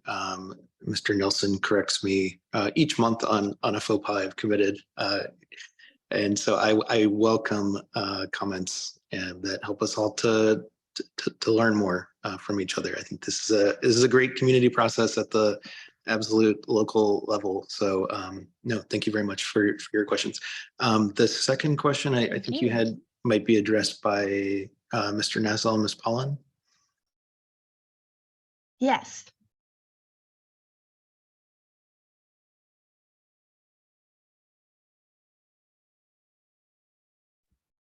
Hi, I'm sorry, I'm not sure what the question was, Miss Bennett. Can you repeat that, please? Okay, so I was a bit confused. I should have better stated what confused me. So I didn't know if this plot of land was communal, if it was something that everyone had access to, and if this construction would, be utilizing a part of it or making it inaccessible to other people. I didn't know if it was like privately owned, because it sounded like it was a communal plot of land. So I just wanted a bit further description of like what the main issue was with this construction and how it was negatively affected, because I just didn't know what was touching what and who was seeing what from what view, and that graph really did help me. I'm very happy to address this from my perspective. Mr. Freeman, if you go back to number 1, so you can. My house is actually just off the margin on the house on the right. So back here, in a nutshell, this block is a rare block in Washington, D.C. There's no internal alley, and so the backyards sort of make almost like a little Eden back there for the families and the who live on it. And we all, there are fences dividing the lots, but we all, like my son hops over the fence to go play with the neighbor 2 doors down. And it's an uninterrupted patch of green space that, you know, it's private in that, you know, it's owned by us collectively in that each of us owns our own separate patch. But we all enjoy the air and the light and the green space back there, and putting a building back there would kind of wreck that. That's the best I can do for you. If you look up 451 Park Road Northwest on Google Maps, you'll probably get a better sense of what I'm talking about. Thank you so much. Sure. That definitely helped clarify everything. I appreciate you. Indeed. Okay, thanks all. I think Mr. Nelson, you had your hand up. I had two quick comments. One is actually addressed to Professor Grant, that it might be helpful for the students that have signed on tonight that maybe tomorrow when you meet with Brianne, you can discuss how the BZA works and how they can get the information on these kind of cases, so they can look up and see drawings online and all that kind of stuff, so that somebody like Ms. Bennett, who has all these wonderful questions, can get the answers directly by looking at drawings and all that kind of stuff to get an idea of how things work. Just a suggestion. My second comment is the same mantra that I've used in past meetings, that I would address to Daniel and to Ms. Pollen and any other member of the community that is affected by this direct development, that no matter what the ANC does tonight or in the future at the ANC Commission, I highly, highly recommend that you take the time to either write up testimony and sign up to participate in this hearing when it comes before the BZA. They listen to every person who participates. They really want people to give them information. And if you have a real serious issue with why you think this needs to go, if the ANC is in support of it or not in support of it, it helps to have community members that are directly affected by it also want to chime in and address this to the board directly. And I speak, as I've said in the past, from experience. I've testified in front of that committee and in front of the zoning commission on a number of occasions myself. And it's been a positive experience, and they really do appreciate input from community members when it relates to these kind of cases. Thanks, Mr. Nelson. Appreciate your years of experience, more than the rest of us put together, I think. Thanks for that. In the order I saw hands raised, Commissioner Footer, community member Tim Letts, and committee member Ms. Pearson. Commissioner Footer, would you like the floor? Very quick. Hey, Mark, how much, so one of the things that you're asking for is an exception for the 30% requirement. How much occupancy is how much space will be occupied? What percentage of space will be occupied after this construction is built? Or if it was built? You have to know that? You're asking about the lot coverage? Mm-hmm. Yeah, thank you. No problem. Give me 1 second. I can tell you. The existing lot coverage is 28.4. The proposed is 40%. So we are still 20% below the max that we could be at, which is 60.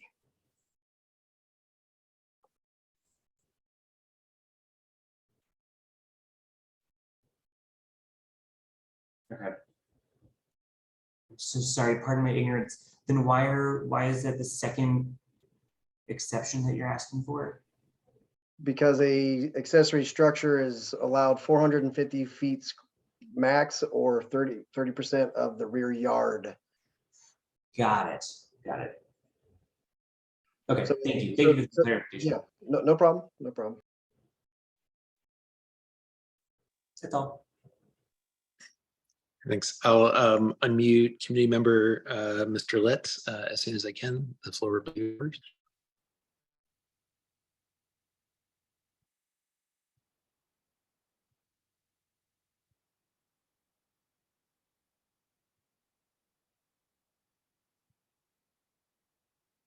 I think the floor is yours, although I see your hand has come down. So defer to you if you still want to make a comment or ask a question.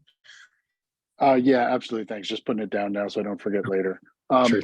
Maybe one question and then one comment back to the commissioners. The question being, if I understood correctly, the resolution from the last meeting was that, asked essentially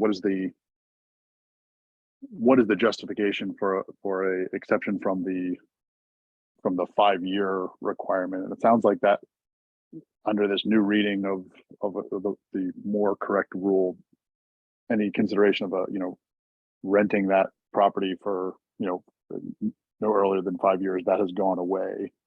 In its place is a special exception, essentially saying the accessory building that is there shouldn't be modified except by special exception. So I'm assuming there's no requirement there. They're simply asking for that special exception. If that's correct, and I could totally imagine I'm wrong because I really don't know the ins and outs of these things, I would just return to the original question I'd asked to the commissioners last week, which was essentially what I would just love to hear a discussion about. What is this group's feeling about these types of requests? Obviously, if you've heard the opposition from the neighbors, I don't think we've heard a single neighbor on this block saying they're supportive of this large of a structure being built, or requiring a special exception to be given to build such a large accessory dwelling unit, and having it built in this manner. Understanding that may still be supported going forward. If it is, and this moves forward, obviously this becomes a bit of a model for many of the other houses on this block to have this same small parking garage that could essentially be turned into a significantly larger residential structure. This isn't a one-off. It is precedent setting for what could be a number of properties that could be developed in the same way. And that, this project would significantly change the enjoyment of the adjacent properties. Carrying that over to many other properties would do that, at much greater scale. So it's really just a question back to the commissioners to get a sense for how you would be making the decision as to, when a special exception like this should be made. Thank you.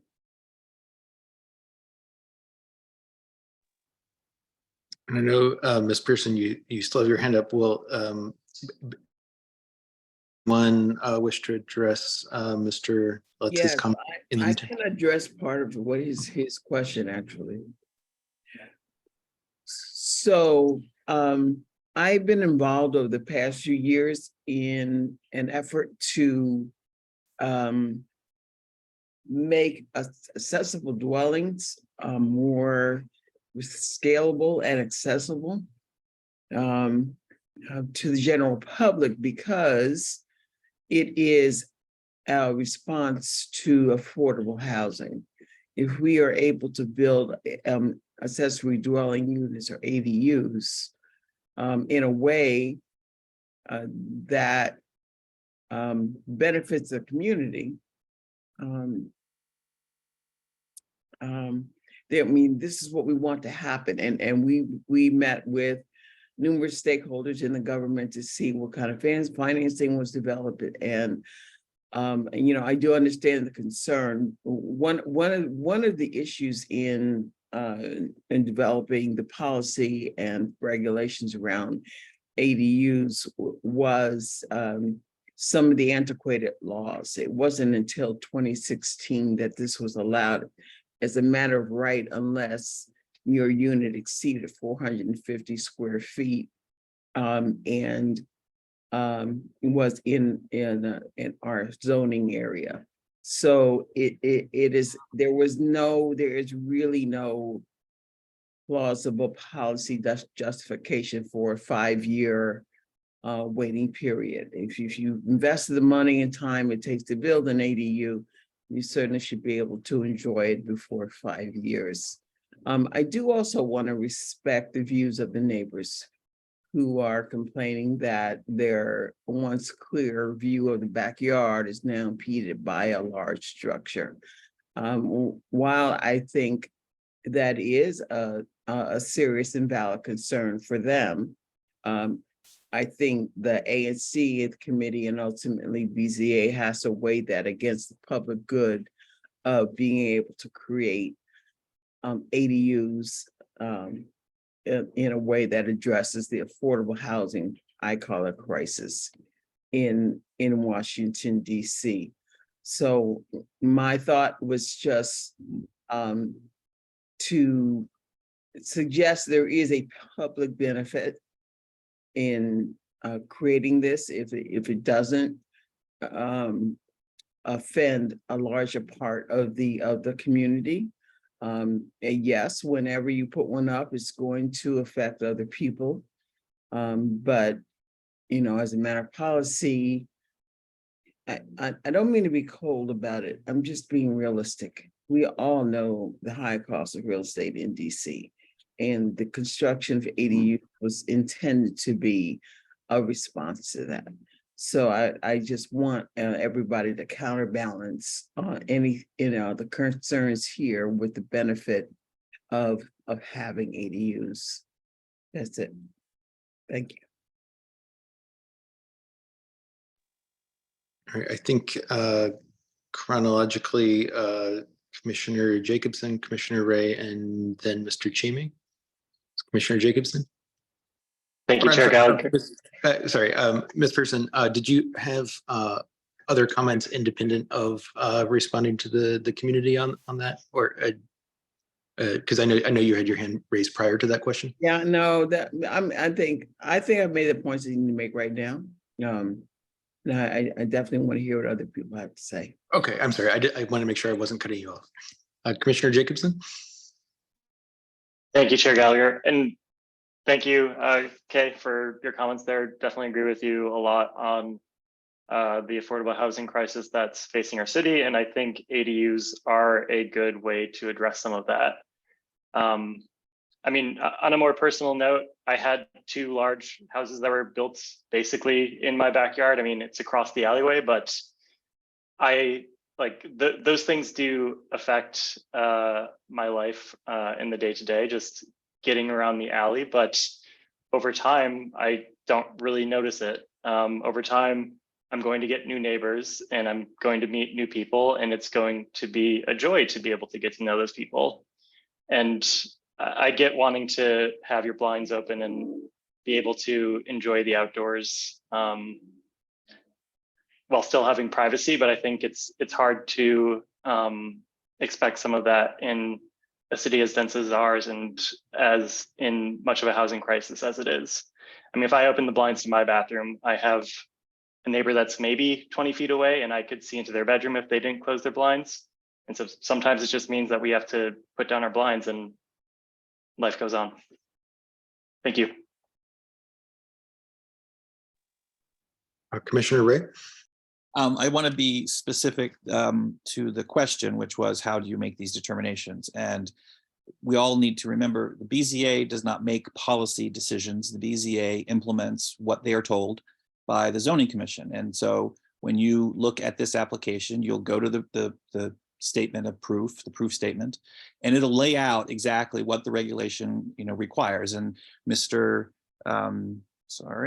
Freeman is required then to write up a statement as to why he believes his application meets those requirements. That's the only thing that we and the BZA are really looking at when this happens. So if you want to better understand any case, look to the proof statement, see what it says, and then you can, make your arguments based on those, because that's the only thing that the BZA will actually consider. So with that, we'll move on tonight. Thanks.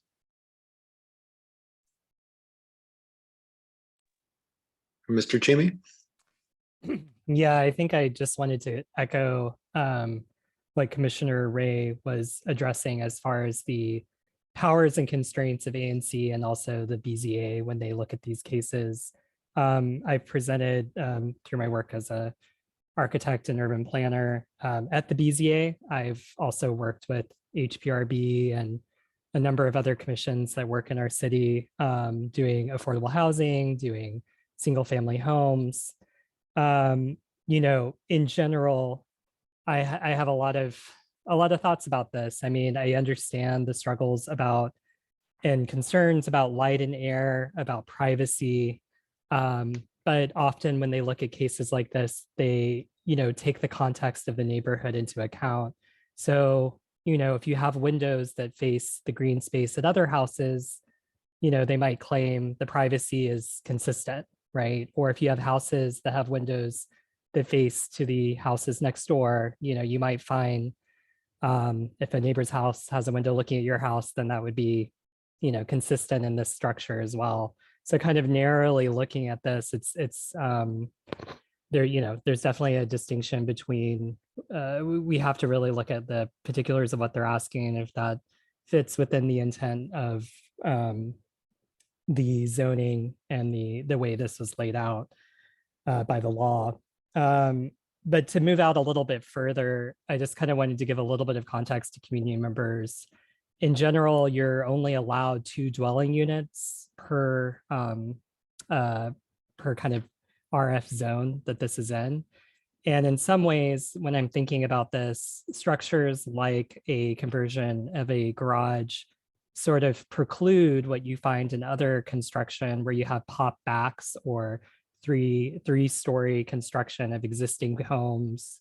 It often, I have seen in neighborhoods throughout the city, a preference towards this because they don't want to see another story added to a 2-story townhouse or a completely reconfiguring of an existing building. So you brought up the idea of this becoming a precedent, and I think on a site-by-site basis and kind of looking into the, you know, the way that this can kind of work, it can both help or hurt. It's not necessarily a if it were to become a precedent, it isn't always necessarily a bad thing if it's preventing a worse structure and it's forcing the design to go through community feedback without, you know, because otherwise it would just go straight through permit and never get a community look at it necessarily. So so there's always pros to cons to this process, and I think we try to deliberate and we only really can look at the narrow constraints of what is being asked, and I think we all kind of do our best to kind of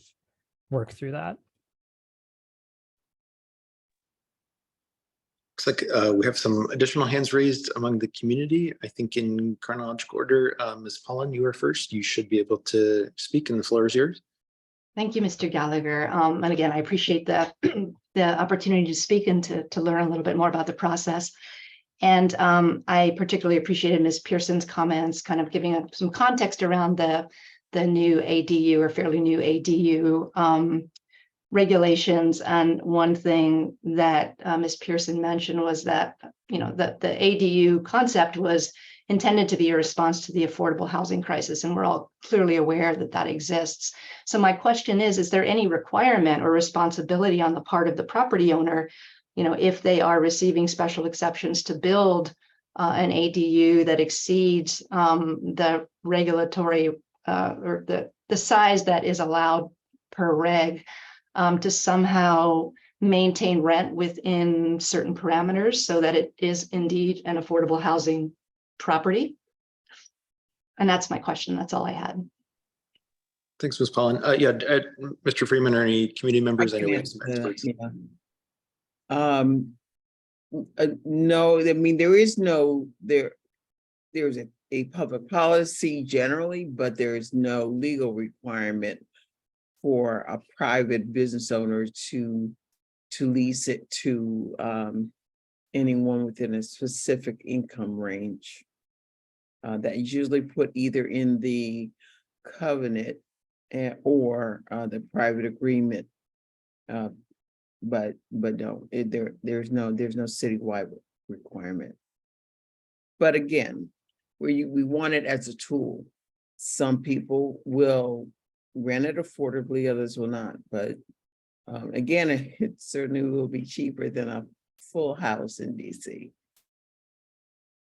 That actually applies if in this zone, if they're building a conversion of a building and putting in more than the required units that are allowable. Under the current regulations, 2 units are allowable, and you can go to 3 with a special exception. If you're converting a building that is already in an RF1 zone and you have the lot coverage like this lot has, and you want to expand that past the 3 units, you can do that with a special exception. But then the 4th unit and every other unit after that becomes an affordable unit automatically. So under the current code, most of the developers that are doing developments only are doing 3 units in an RF1 zone, so they don't have to do ADA units, or not ADA units, affordable units, because they don't want to tackle that. I've only seen one case that's come before the BZA where a developer was proposing doing that, and for technical reasons that actually the BZA didn't give them the permit because there was other issues that came up. The ADA compliance is a totally separate thing though. And most of them that I'm aware of are not 4-bedroom units, which I believe this is proposed to be.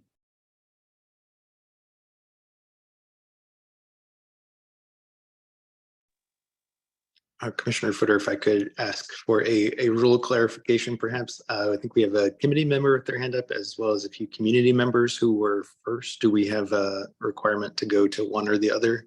Or Yeah, I mean, my recommendation, Mr. Chair, would be that you have discretion on being able to say when we can cut off comments and questions. I would recommend maybe to kind of help to move things along a little bit, that you call upon people who have not had a chance to express their comments. And generally, Robert's rules suggest that, and this is during debate, that you are allowed one opportunity to speak and then a follow-up, and that's about it. okay, thank you for being our parliamentarian on this. So with that, T. Prince, community member, I think you were next and you should be able to speak. The floor is yours. Thanks. Good evening, everybody. I live a couple doors down from from the house that they're proposing to put in the backyard. I think I said it before. I do not agree with putting the unit in the backyard. One, it's not going to be affordable living, because we already know, individuals on this phone call already know that the owners have done some underhanded stuff with their current home. You can say, yeah, they're trying to get it back in the code, but if they've done it before, they're going to do it again. Also, my house constantly gets water runoff from the houses west of me, constantly. Every time there's a heavy rain, I get the drawbacks from all of that. Need to address that, because there are storm drains in the backyards for all of these homes from west, if I'm not mistaken, from Danielle's house all the way to my house. And I'm not for it. I'm really not.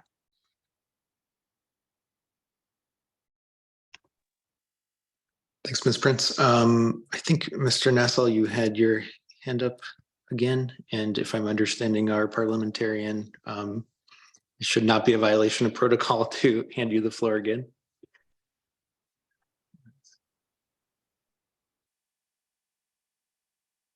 Okay, and I think I've successfully handed it over to you. Yeah, hi, this will be a quick one because I have to go do bedtime. I just wanted to address Ms. Pearson and Mr. Ray real quick. You know, there's big high-rise, in the DC context anyway, high-rise developments going up all along Georgia Avenue. You know, I mean, we're all sensitive to this affordable housing issue. I mean, you want to balance out the benefits to the community versus the detriment to the folks who already live here. You know, you add one unit of housing and to the detriment of what, a dozen. Meanwhile, there are many, many big units coming online, you know, and there's plenty of room for backfill. So, I mean, I'm going to have to disagree with you on that one. And then, you know, Mr. Ray mentioned that you guys are held to, you know, what's in the code. The code specifically says it shall not affect, unless I'm reading it wrong, the unduly affect the privacy and enjoyment of the neighboring properties. Like, what else would that mean other than a window looking in on your bathroom, or, you know, a two-story building casting a shadow over your backyard? I just don't see what that code envisions, if not precisely what the owners of 451 want to build. And I will, that's it for me. Thanks again. Good luck with bedtime, Mr. Nessel. I think the next hand that was up, George at 4:45, and you should have the floor. Thank you. Good evening, everyone. First, I want to thank Ms. Pearson for the information she provided in terms of trying to address affordable housing. And also Mr. Nelson for clarifying what the regulation kind of stipulates. It is my opinion that the train for trying to provide affordable housing has left DC when the city allowed what was primarily government-supported housing to be torn down and allowed to be redeveloped without this requirement for enough of those units to be reconstructed or provided for affordable housing. So to allow the disruption of a neighborhood with the hope that it would provide affordable housing is a pipe dream. I understand what is happening in the city in terms of what folks are building. It may appear on paper that maybe it would be affordable, but in reality, that is not going to be the case unless it's mandated, right? It's all about profiting, right? At the disruption of the neighborhoods. The footprint of our city no longer looks like what it did 5, 10 years ago. And I'm not opposed to development, right? But let's put some checks, and I get it, this is not the body to do all of that in terms of how we redevelop our city and also how we control the population density, because we are getting to be pretty soon, we'll be as bad as New York in that you can't throw water out the window without throwing it in your neighbor's house. Even moving about the city, and I'm not opposed to bike lanes, but I tell you that the rapid spread of bike lanes in the city has also become a nightmare. We ride, but I'm telling you, driving around the city now has become very tenuous at best in trying to move about in an expeditious fashion. People work and live in the city, and we have to get to and from. I understand, you know, zero, I think the effort is called zero for health safety, but a majority of what is happening, and I'm going on a tangent, I know, in terms of the impact for health, is that people are walking, riding with their cell phones in their hand. So it's not all about the speed of the drivers moving about the city. So we've done some of the same knee-jerk reaction in terms of just allowing people to develop at will. And I'm not saying people shouldn't be able to build on what they own, but we also should curtail to some degree, like a HOA, how it impacts the neighbors who have been living there for some significant portion of time. And I'll yield back the floor. Thank you. Maybe we could get one, perhaps final, if I'm understanding the parliamentary procedure correctly, comment from Ms. Pullen, who had her hand up, and then we'll go to committee members, starting with Ms. Pearson and I believe Commissioner Jacobson, if you so wish to speak. So, Ms. Pullen, you should be able to speak.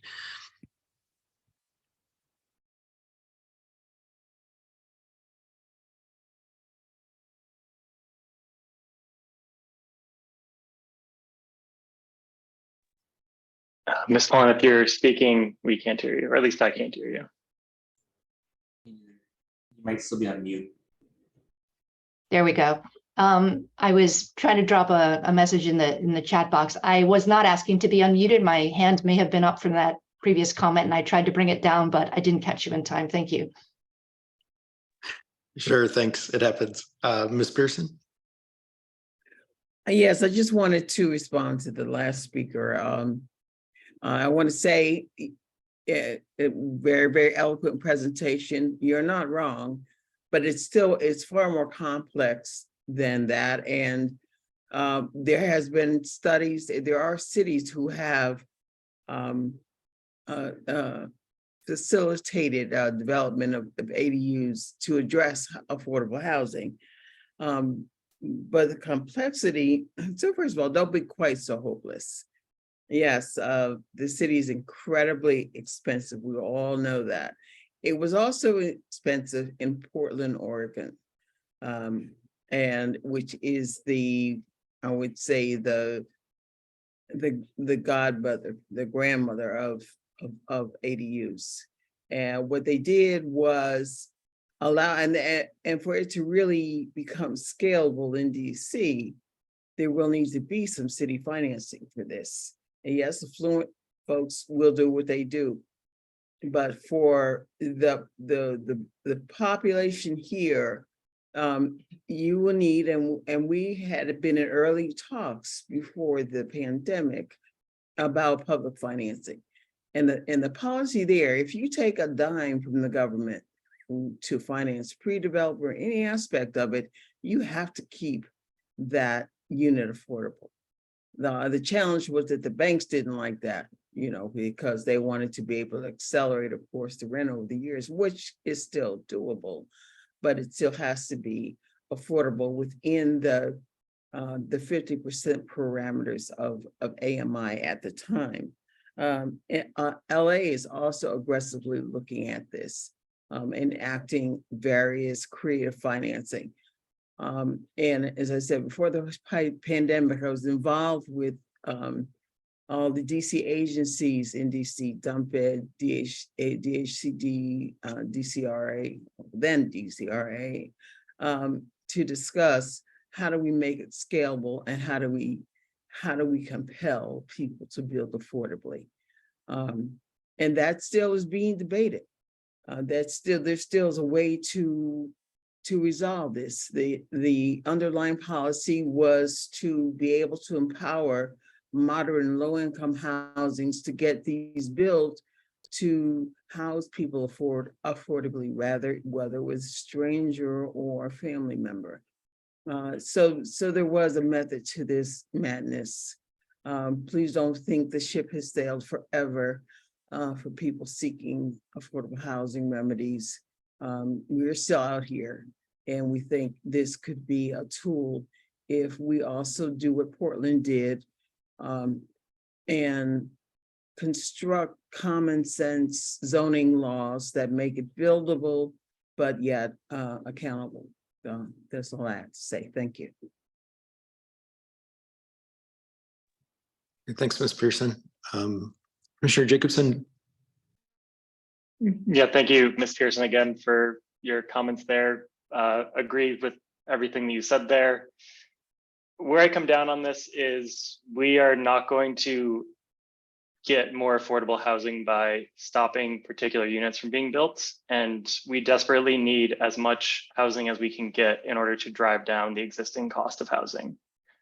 There's not a way around that. It would be nice to be able to say that particular neighborhoods won't change in the process, but most neighborhoods in the city are going to change in the process. And I think that's what happens when you live in the city. A city it transforms over time, and it ends up being usually good for the people in the city. So I'll make a motion to go ahead and support, go ahead and write a resolution supporting this, or supporting the, I'm struggling with the words here, but supporting the exceptions that are asked for in this application. Yeah, thanks, Commissioner. Is there's a motion, a second?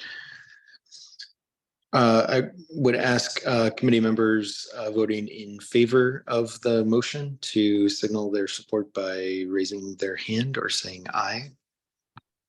Aye.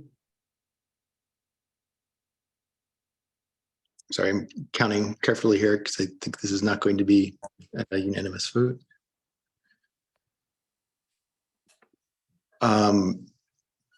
Commissioner Ray and Mr. Chamey, I think you're not on camera, so I just want to make sure that your virtual raising of your hand. Okay, sorry, signified the Yes, virtually raising my hand.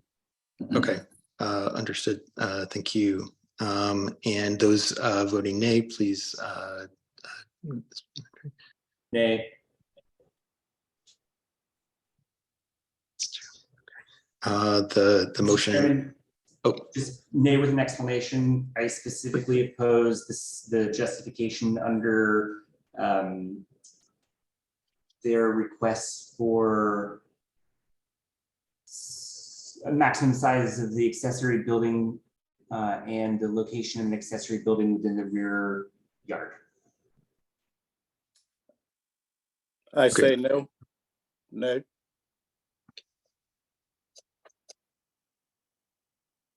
noted. I believe that is a vote of 7-3. And so far, anyone abstaining, please raise your hand or say I abstain, I suppose.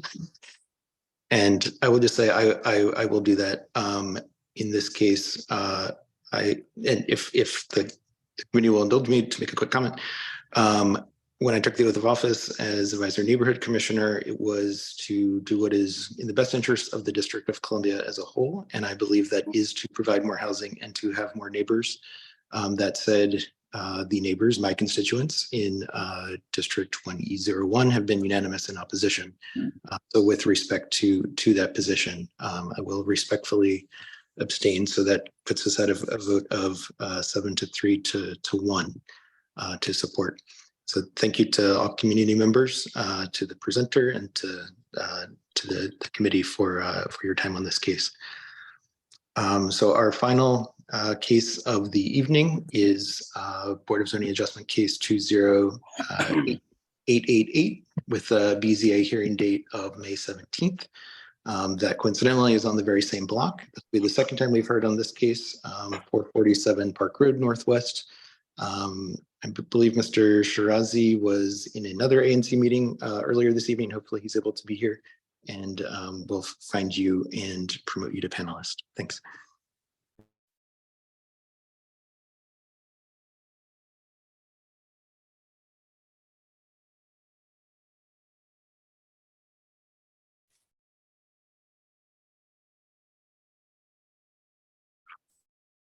You should have the floor, Mr. Shirazi and or team. Yes, hi, good evening. Can you hear me? Okay, very good. So let me go ahead by sharing the screen. It doesn't seem that's allowed. Commissioner Jacobson, as our tech guru, do you have any insights into that potential issue? Yes, let me try making. I already did it, Commissioner.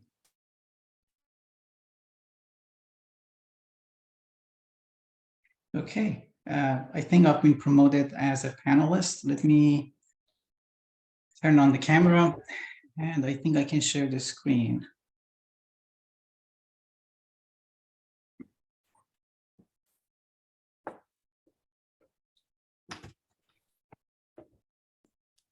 Okay, making sure this is coming through. Can you see the screen? Okay, very good. Well, good evening, folks. Hamid Shirazi, talking about 447 Park Road Northwest development plans. BZA case number 20888, and I'm with the developer company, that is Properties. And as we talked about this project a couple of months back, the architect of the project is Access Architects, and we also have Mr. Tubai on the call as the owner of the property. Since we first presented at ANC, there has been several changes being made to the property, and I want to go through all the decisions and discussions that's been made, and hopefully that goes smoothly. So basically, an overview of the project. The existing building is a 3-story building that extends about 4 feet from the west neighbor, and it's detached from the neighbor on the east side. We are proposing a rear addition and an extension to the side of the building and to convert to 3 dwellings. The relief that we are requesting, number 1, is to request conversion to 3 units. The property has more than 3,900 square footage area lot area that allows conversion to up to 4 units. We are actually seeking conversion to 3 units. We are also asking for relief on the 10-foot rule. We are asking to extend the backside of the building 8 foot more than the matter of right. And then we're also asking relief related to the architectural elements. We're proposing to replace the existing porch roof with one that will be equal to the width of the proposed structure. We're proposing to increase the size of the existing dormer window, and we are proposing to extend the cornice to the width of the proposed structure. And we are also requesting relief from the number of parking. We are requested to provide 2 parkings for this project, and our new plan provides no parking. So this is where the location of our property is. We have talked with neighbors on both sides of Park Road, and have also extensively engaged our neighbors in the back on Manor Place.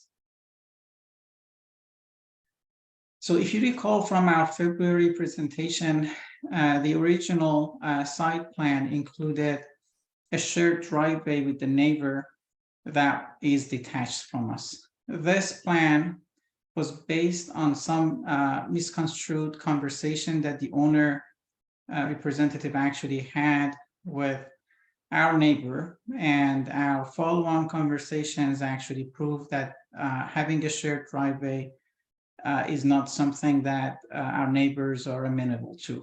Even when we proposed, a variation of these, shared driveway options, they remained in opposition to having a shared driveway being constructed. Our alternative site plan was to provide a private driveway, providing the same number of parkings as the original 3 spots in the back, and requesting a curb cut for access to those parking areas.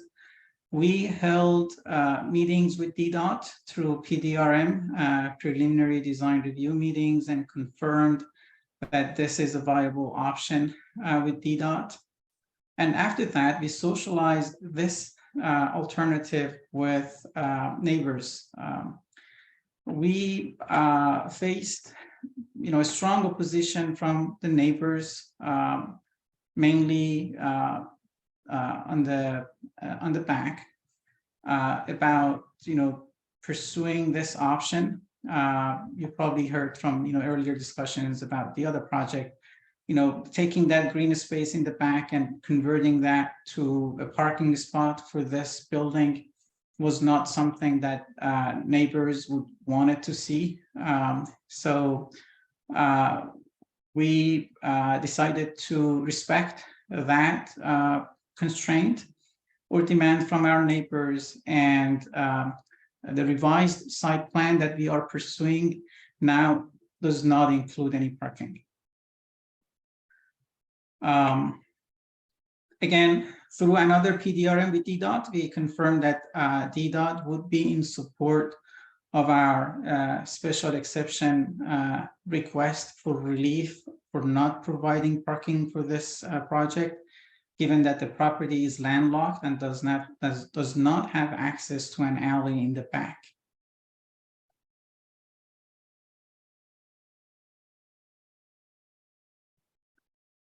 In conversations with neighbors, we also received comments about the design of the dormer that was in the original package. Neighbors asked us to revise this and present something that's in better harmony with the neighborhood. And you see the revised version actually very closely mimics the look of the dormers that are already on Park Road, and it's just, you know, is two of them attached to another window. Another change that we've made to our original design package is related to the rooftop design. We heard neighbors complain about this, you know, penthouse, basically the mechanical penthouse that's used for the staircase, blocking views of, you know, their house through the south.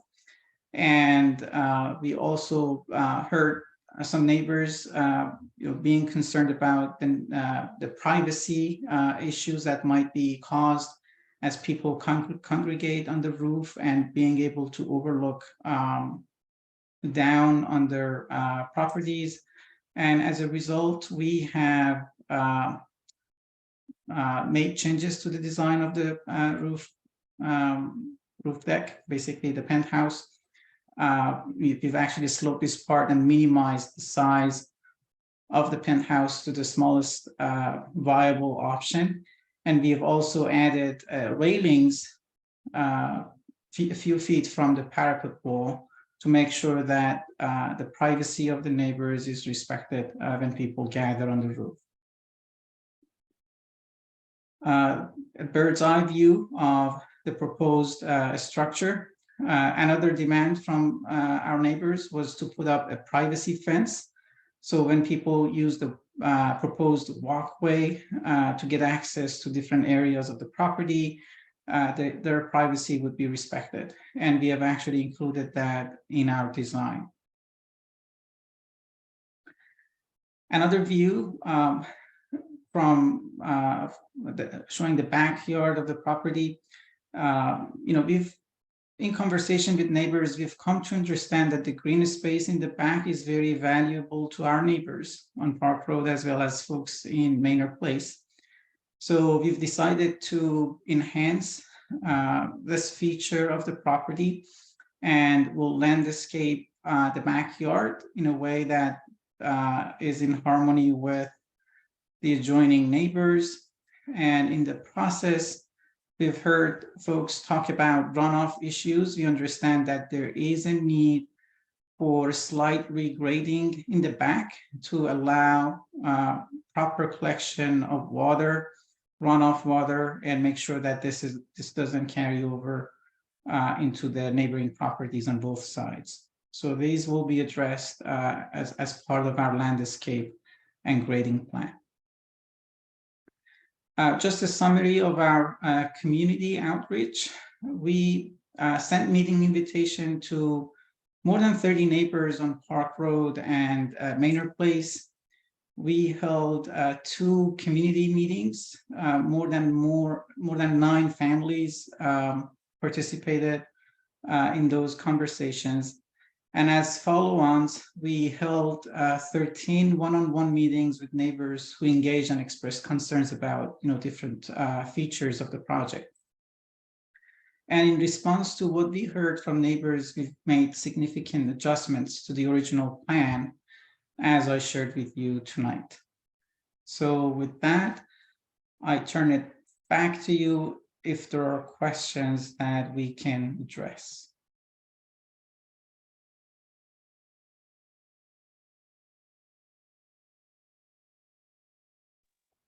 All right, thanks for the revised presentation, Mr. Shirazi. I think much more detail and neighbor input than we saw when we last crossed paths with you in February.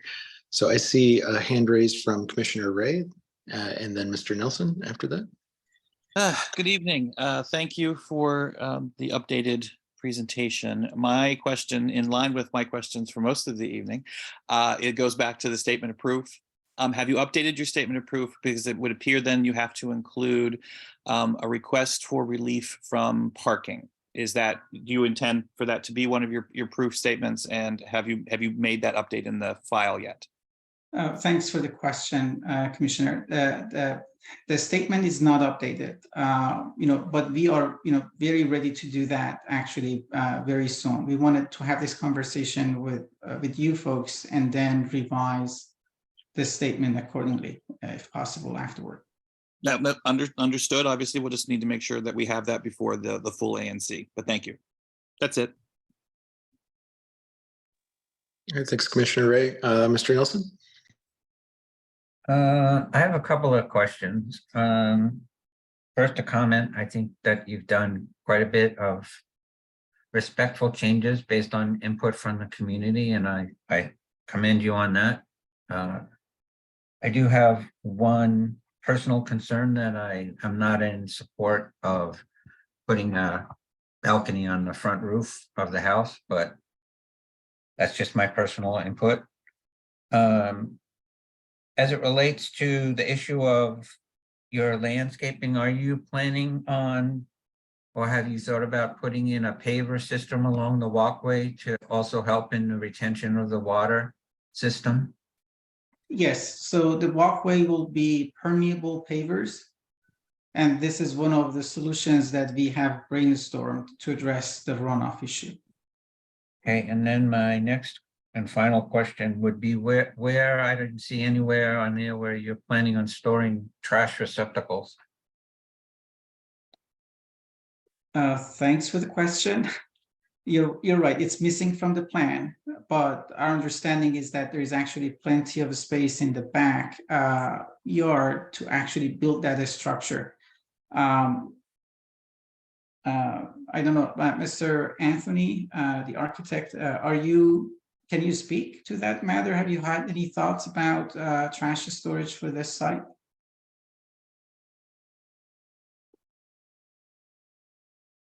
Is that Anthony?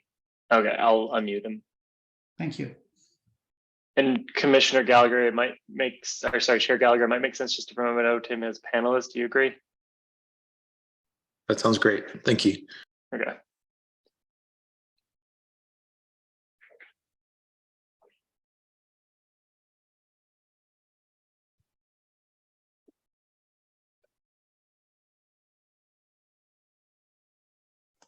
Can you all hear me?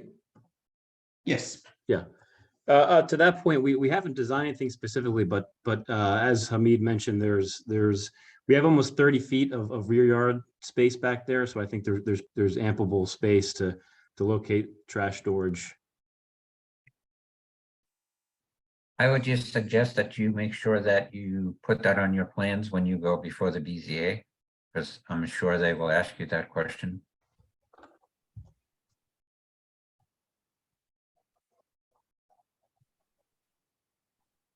Thank you, we'll comply.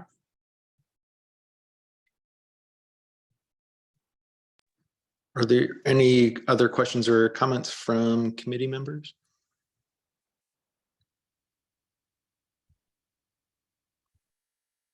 Professor Grant? See it, Yes, I'm sorry. Yes, I have a question. relating to the trash, even though there's adequate space in the rear yard, getting the trash from the rear yard to the front yard, since you don't have an alleyway to pick up trash, especially since you have several stairs, it appears that you have several stairs that you have to negotiate with the trash, can be a challenge. So you might want to think about that. The other question is the 3 units that you're proposing, are they rental units? Are they owner units? What are they affordable units? What are you proposing? So we are developing this for Mr. Tubai. He has indicated the possibility and an interest in occupying one of the units and having another family member occupy the other unit and rent out the third one. But he has not committed to this. I mean, this actually question has come up with some of the neighbors. You know, the fact that this is going to happen, I mean, the house is going to be completed, you know, in about 2 years, you know, after we go through the permitting process and the construction, and they just didn't want to make a commitment as to whether they would be, you know, following through with their plans to occupy the property or would sell it. Renting the entire building is not an option that they are contemplating about.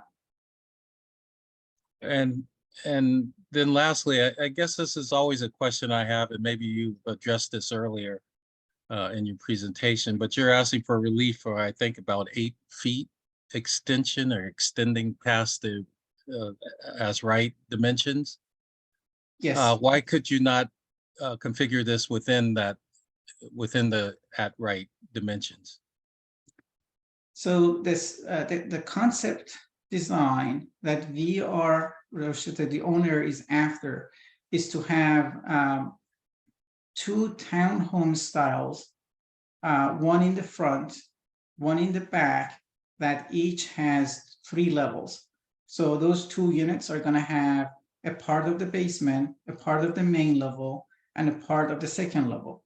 And they want the 3rd unit to be the unit at the top. If you don't, basically, if you don't have that 8 extra feet in the back, the concept would not be feasible. In other words, the townhome style that they are actually trying to achieve would not fit within the footprint of the building.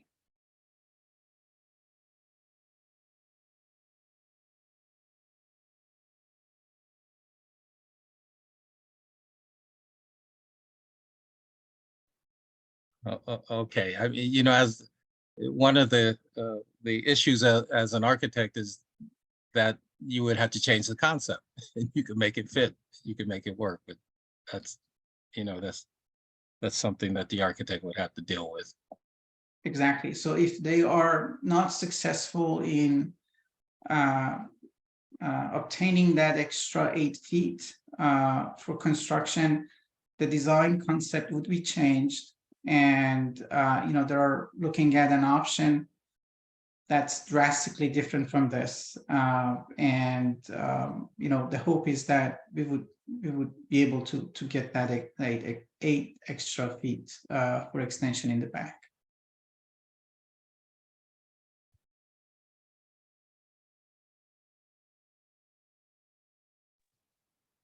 Professor Grant, are you any further cross-examining or? No, I'm finished. Thank you. Okay, we could turn it over to community members at this time. I think Mr. Letts and then George at 445 Park, maybe in that order. It looks like how I saw your hands, and Mr. Nassau. So Mr. Letts, we'll get you first, and you should have the floor. Thank you, and thank you to everyone for staying on and continuing to give us an opportunity to be heard on this. I just wanted to start off my comments first by recognizing the neighborhood outreach that has been done. Obviously, this project started off kind of on a rough footing on that front, and I will say both the development team and the owner have you know, put in significant time in talking with many of us, and we appreciate that. And I certainly appreciate the move away from the original model of you know, putting 3 parking spots in the backyard. Obviously, again, as was stated earlier, on a block that does not have a rear alley, that the owners on the block specifically bought into that model and traded the ability to have rear parking like we would on many other blocks for the backyard that we have and some of the peace and privacy. We appreciate the development team. I'll speak for myself. I appreciate the development team, hearing us out and modifying this significantly to kind of maintain that more green space that we have in the back and remove the parking. And I would also just say I appreciate the modification to the design on the staircase going up to the roof and trying to take our concerns into account and preserve as much visibility to the south as possible. Because the question came up about the extension to the rear, again, I'm kind of someone who would like to see development done, by right and without special exceptions. But I think if I understand correctly from the plans, there would still be approximately 30 feet from the rear to the wall. So I don't think I'm the right person to speak on that special request. I would defer to my neighbors on either side for their perspective, because I think it just impacts them much more significantly. I guess the only thing I would mention that I heard from tonight's call, if there is going to be any additional rear structure built for trash receptacles, I would ask that would be close to the property, not against the rear fence line or against any of the adjoining property fence lines. Obviously, there's smell and noise and rodents associated with all of our trash storage, and that's always a challenging question of where to put it. But we absolutely, my family uses that, right up to the rear of our fence line for kids to run around and just to enjoy the back property, and we would ask that moved against the structure that's being pushed back. I don't think that I have anything else, although I would just reiterate to the development team that I would still like to see a shade study that reflects the property boundary to the rear. I know what you have, at least what's currently submitted, might be different based on the modifications to the plan, but I would still like to just to understand what the additional impact of that on back would look like for our backyard. But otherwise, again, I just thank you for taking the comments into account on the parking and on the roof. And maybe just one question back would be: I assume it sounds like there's been a decision to put a privacy fence along the adjoining property. George, I forget the number now, 445. I assume at some point in this process, will the rear neighbors will also need to talk with you about the design of any kind of common fencing along our property lines. Again, I haven't been through this before, so I don't know what that looks like. But if anybody could enlighten me about when the time for that would come, I'd appreciate it.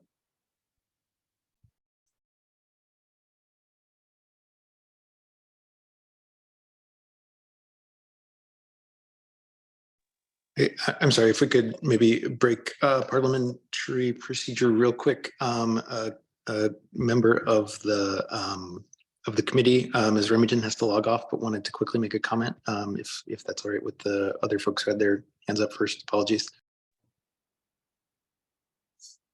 Hi all, thanks. Sorry, I need to log off. Actually, yeah, I didn't have too strong take on this one. So sorry, Basil, but I might have to say goodnight early, but thanks everyone for the writing. Mr. Palmer, we can go over to you then. You're next. Good evening, folks.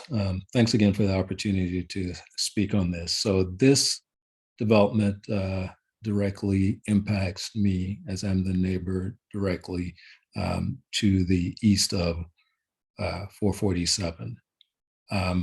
I will say that the owner and the development group have been in contact multiple times, and we've discussed some of my objections to how the property is to be developed. I'll give them credit for making a significant number of those adjustments. However, and in my last conversation, my opposition still is to the request for the additional 8 feet because of a partial obstruction of my view from out of certain windows to the rear of the house from either my living room as well as the bedrooms on the second floor. Not only the obstruction of the view, but also the amount of light coming into the house with that structure there. I get it that even how represented, it may seem minimal in terms of how the view is blocked, but it's only visible to me or someone living in this house what we see and what we've become accustomed to seeing. So I, like I said, appreciate the fact that they've decided against the parking and have made some modification, but I am still not in support of that additional extension. Thank you. Thanks, Mr. Palmer. Mr. Nassau, welcome back. I hope that time was successful. You know what? It went pretty fast. Hamid, I think, has virtually met my son during one of our several calls. I want to first applaud all of you guys for sticking through this as we get into the fourth hour. I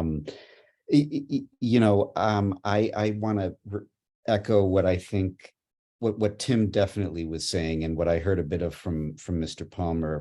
I really appreciate Hamid and Shahub's outreach. We've had, I think, 3 conversations. They heard me out. I felt like we tried to figure this out together, and our overwhelming concern, as we've addressed to you guys, was the parking, for every reason we've already discussed, and I don't need to reiterate. I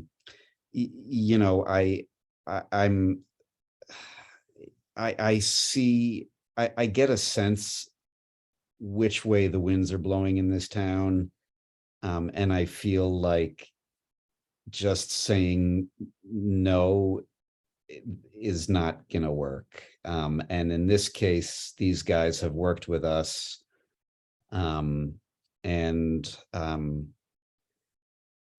this is a development that I will be able to live with.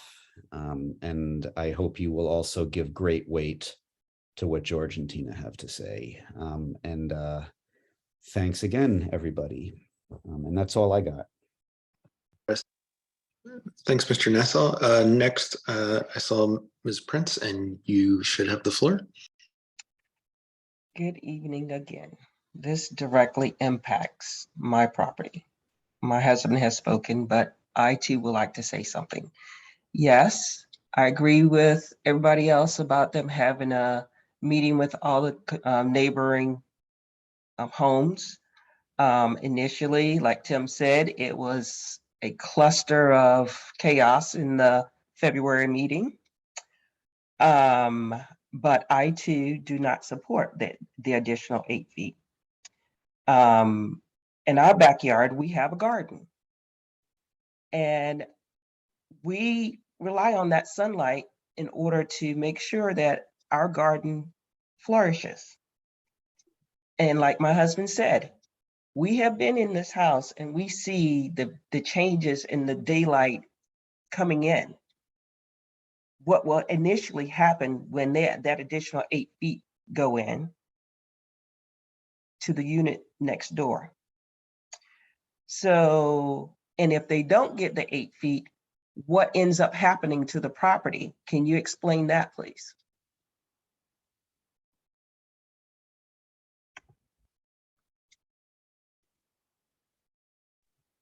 Mr. Shirazi, do you have any response or further information you can offer in response to that question? Sure. So as part of the BZA submittal, we have done a shade study. Let me bring that up. They always do a shade study to help them out. Anthony, would you please talk through the findings from the shade study and the impact on the neighbor? Sure. Are you able to pull that diagram up, Hamid? Yes, just give me 1 second to actually share the screen again.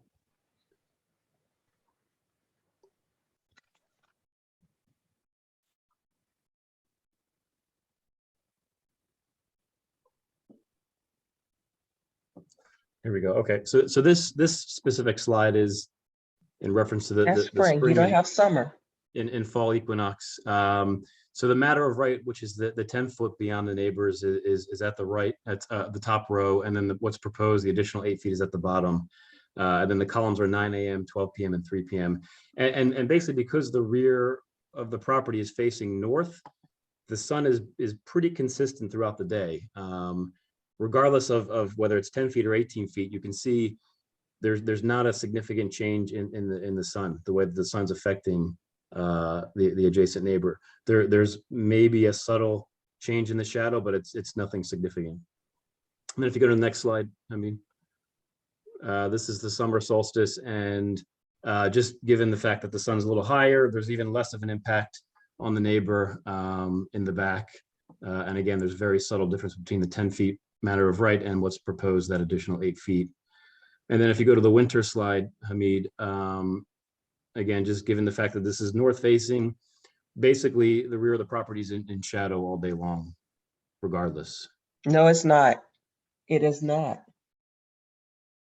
It is not.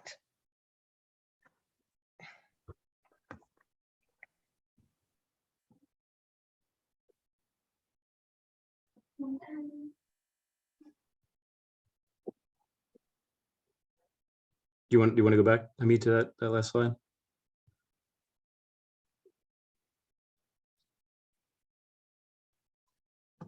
So you can see, you know, around noon, you get some sun peeking through the properties. And then once it's 3 p.m., the sun comes around. And you know, given the fact there's some pretty dense trees back there, you know, that hasn't been taken into consideration. But just given our analysis, this is what we've come up with, you know, the impacts of the sun.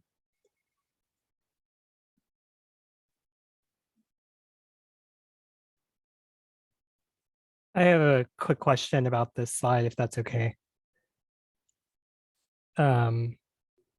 So just so that everyone understands, so you're showing the matter of right, that is if you didn't go through these exceptions you're requesting for the 8-foot setback.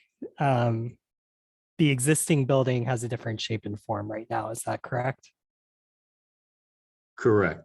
The matter of right would be what the 10 feet that we're asking for, which is allowed by right beyond the adjacent property. Mm-hmm. The massing of the building stays the same. It's just that difference between the 10 feet and the 18 feet. I see. So if we don't grant this exception, you know, the matter of right is generally what is probably what your team is thinking of pursuing. Is that correct?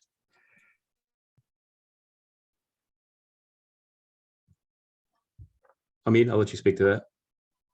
Yes, I mean, obviously, if you don't get the special exception for the additional 8 foot, then the matter of right is going to be what we have the option to pursue.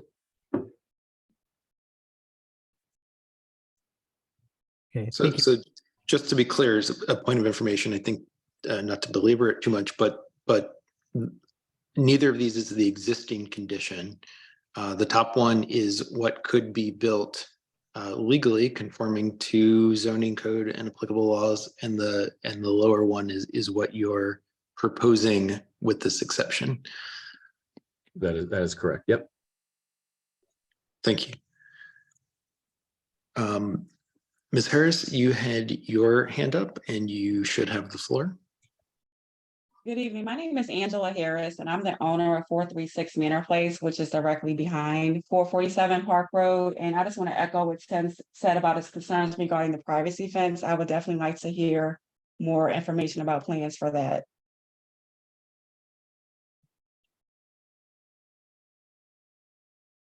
That's all I have to say. All right, thanks, Ms. Harris. Presenters, would you care to address that? Yes, so Mrs. Harris, thanks for reiterating that privacy fence issue. We realized that this was one of the comments that you made in our actually conversations, and we definitely have it on our schedule to sit with you and the other neighbors. I think Mrs. Lett's team also had an interest to talk about that privacy fence. So when we get closer to the construction, fence is typically one of those things that happens toward the end of construction. But we definitely will get with you to discuss possibilities and preferences with respect to those fences. Okay.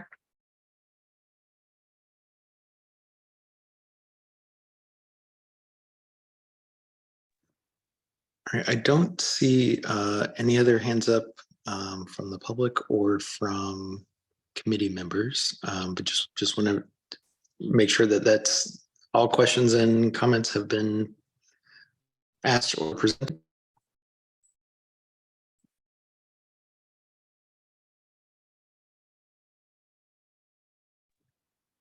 Mr. Letts, I see you, so we can pass the floor to you.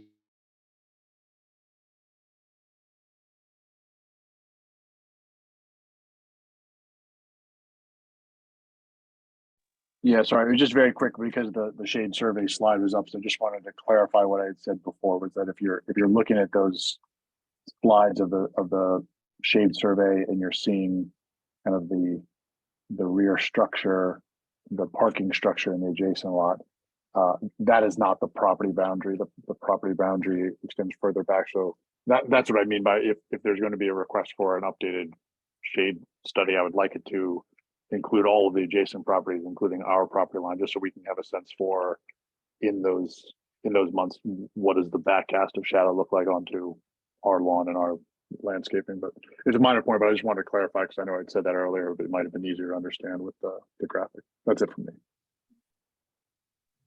Sure. Presenters, is that something that you'd be willing to work on and share with the neighbors, kind of a more comprehensive shade study? Is that possible? Yeah, I think, I mean, I could speak to that. I think that's certainly something we can do. We can expand upon the how much context we're including in that sun study. Yep. Okay, thanks all. Any other questions or comments? Just listening to some community comments, it would also be helpful if you could, clarify as much as possible through this design process, your trash and also the fencing along the privacy fence along the back, just so that when we look at this more closely, we have a clear idea of what's being worked out with the community. Yeah, thanks, Mr. Chamey. I think that might be something that were this committee to resolve on this issue this evening. Maybe those would be some of the caveats or stipulations that might be worth including. So I'm just to make sure the privacy fence, the trash receptacle location, and the more comprehensive sun study being I think the three issues that I'm hearing.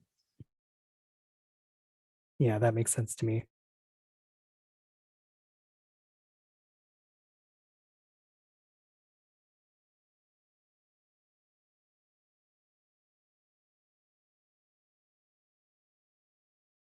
Right, Ms. Prince, I think we can pass you the floor one more time. Yes.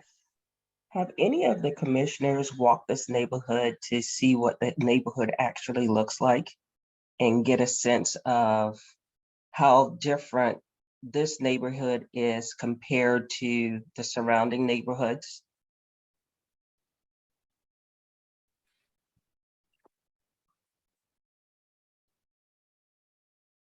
Well, my office is on 11th of Park, so I pretty much pass it every day.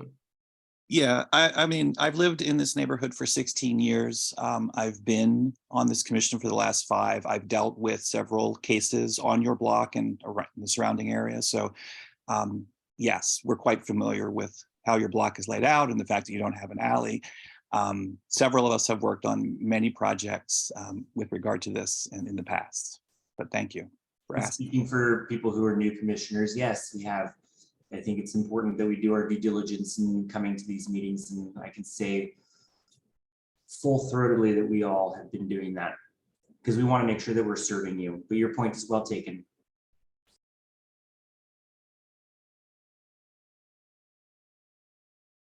I can say I'm not an official commissioner, but as a member of this committee, I do also know the area quite well and is very familiar with it. Thank you. So might I suggest, Mr. Grant, that maybe you should take your class on a field trip and kind of like get a sense of what these two properties look like and why the community is so passionate about not disrupting the area that we currently live in. Because when we purchased these homes, it wasn't the adding the extra feet or adding another home into the backyard. I mean, we were really a close-knit neighborhood. And now the community just feels like more of apartments or condos. And to be honest, I'm not seeing affordable housing in this area, period. So Thank you. Yes, I'm very familiar as the professor, and I've been at Howard over 18 years. I'm very familiar with the area. I live in the neighborhood. In fact, one of my students noted that she lives in and around this project site. And so her and her friends are familiar with that. So we do try to, with our students, we do try to emphasize context, and contextual issues are very important in architecture and urban design. So, but thank you for that suggestion. you're welcome.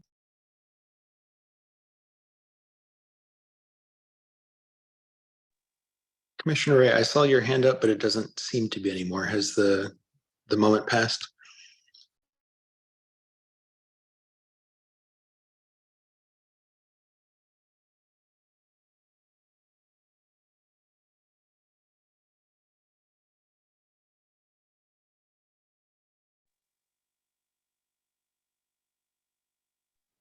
Thank you for recognizing me one more time. I just wanted to clarify it because I think it's important, and it kind of goes back to the last comment. You know, I don't want to suggest that we're, you know, what we want added is is full of or tall privacy fences, what they may have on the side, or is really just working with the developers to figure out what is a commonly agreed upon fencing solution in the back. And the reason I say that is because part of what, at least from my perspective, we'd like to maintain is some of the connectivity with the other yards in the area that we would lose if a large wall is just kind of put up without any coordination. Of course, you know, Angela mentioned it in your take on this too. So I think this is going to be something that we can talk about, but I just didn't want it to make it seem like we want to be walled off. It's probably, at least from my perspective, the opposite. We want to maintain some of this community that we have in the back. Again, thanks a lot. Sure. So from the neighbors, Mr. Letts, Ms. Harris in particular, but any neighbors, is it, I guess, with regard to a privacy fence for this committee to include that in any resolution? I guess it would be something on the lines of working with the neighbors on a consensus type privacy fence versus mandating something particularly tall or opaque. Is my understanding correct? Yeah, I would agree with that. And Angela, I don't know what your views on are, so I don't want to speak for you, but I think if it was just a recommendation to work with and come to a consensus solution, that would be good from my perspective. And I know that that's always the intent kind of later in the project, but it would probably be good to know what that looks like.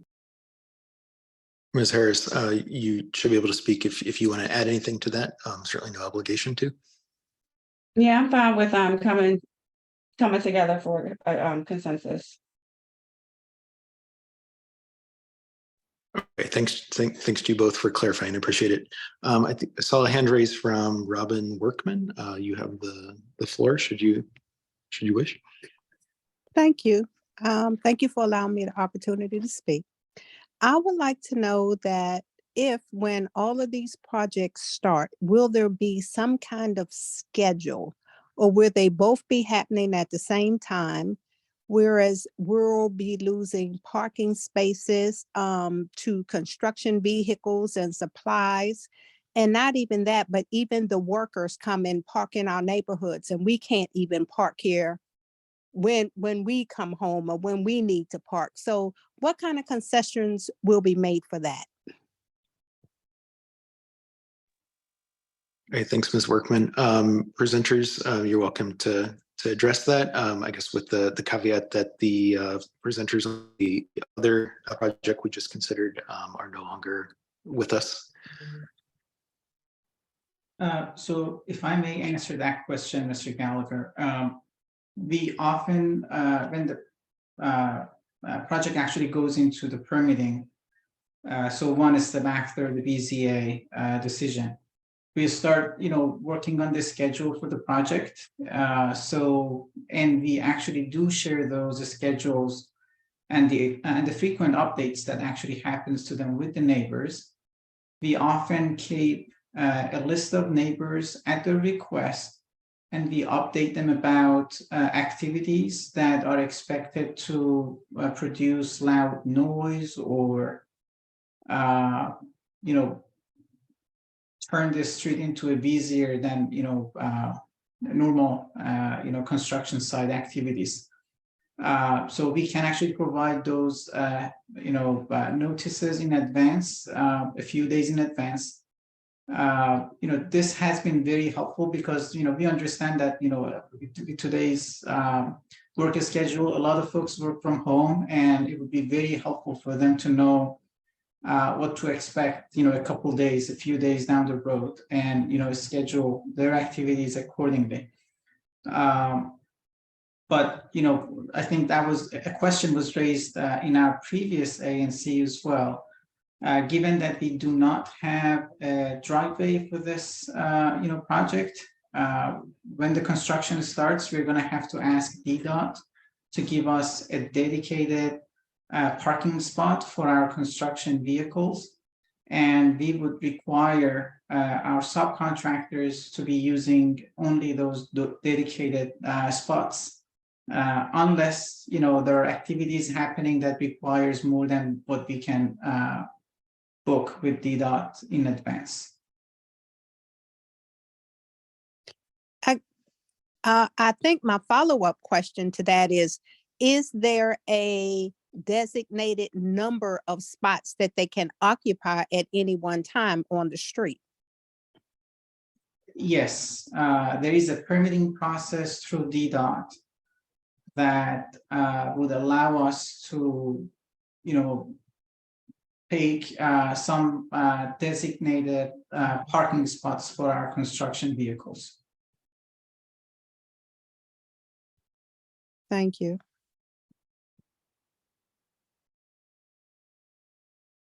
Mr. Chair, seeing that there may not be any more questions, I would like to make a motion. Commissioner Footer, what is your motion?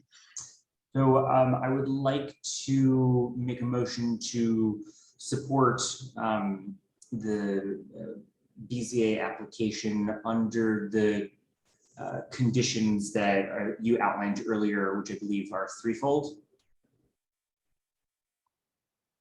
Sure, and just to reiterate, that's work with the neighbors regarding a privacy fence of mutually agreed upon with said neighbors. That's the trash receptacle location not being directly adjacent to an adjacent property, and also providing the neighbors with a more comprehensive sun study showing adjacent property or more adjacent properties, as well as the current condition in addition to the the other two potential proposed conditions. Is that right, Commissioner Footer? Yes, that's how I remember as well. Okay. Is that motion seconded? I second. Thank you, Commissioner Jacobson, et cetera. So with that said, I would ask anyone voting in favor of that motion to either say aye or raise their hand. Aye.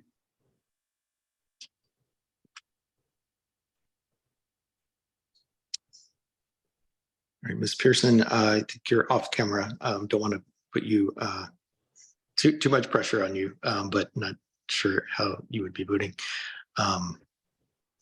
Can clarify your convenience. Those voting nay, please say nay or raise your hand.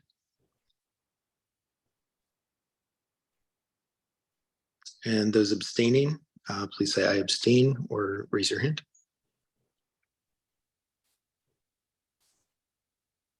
Okay, Ms. Pearson, I will not count your vote one way or the other unless you're able to clarify quickly. The motion passes. Is there any other business the committee would like to consider this evening? Or perhaps a motion to adjourn? So moved. Is that motion to adjourn seconded? I second. And those voting in favor of the motion to adjourn, please say aye or raise their hand. Those opposed? And those abstaining. Thank you everyone on the committee and members of the community for your time this evening. Have a great rest of your evening. Thanks very much. Thank you.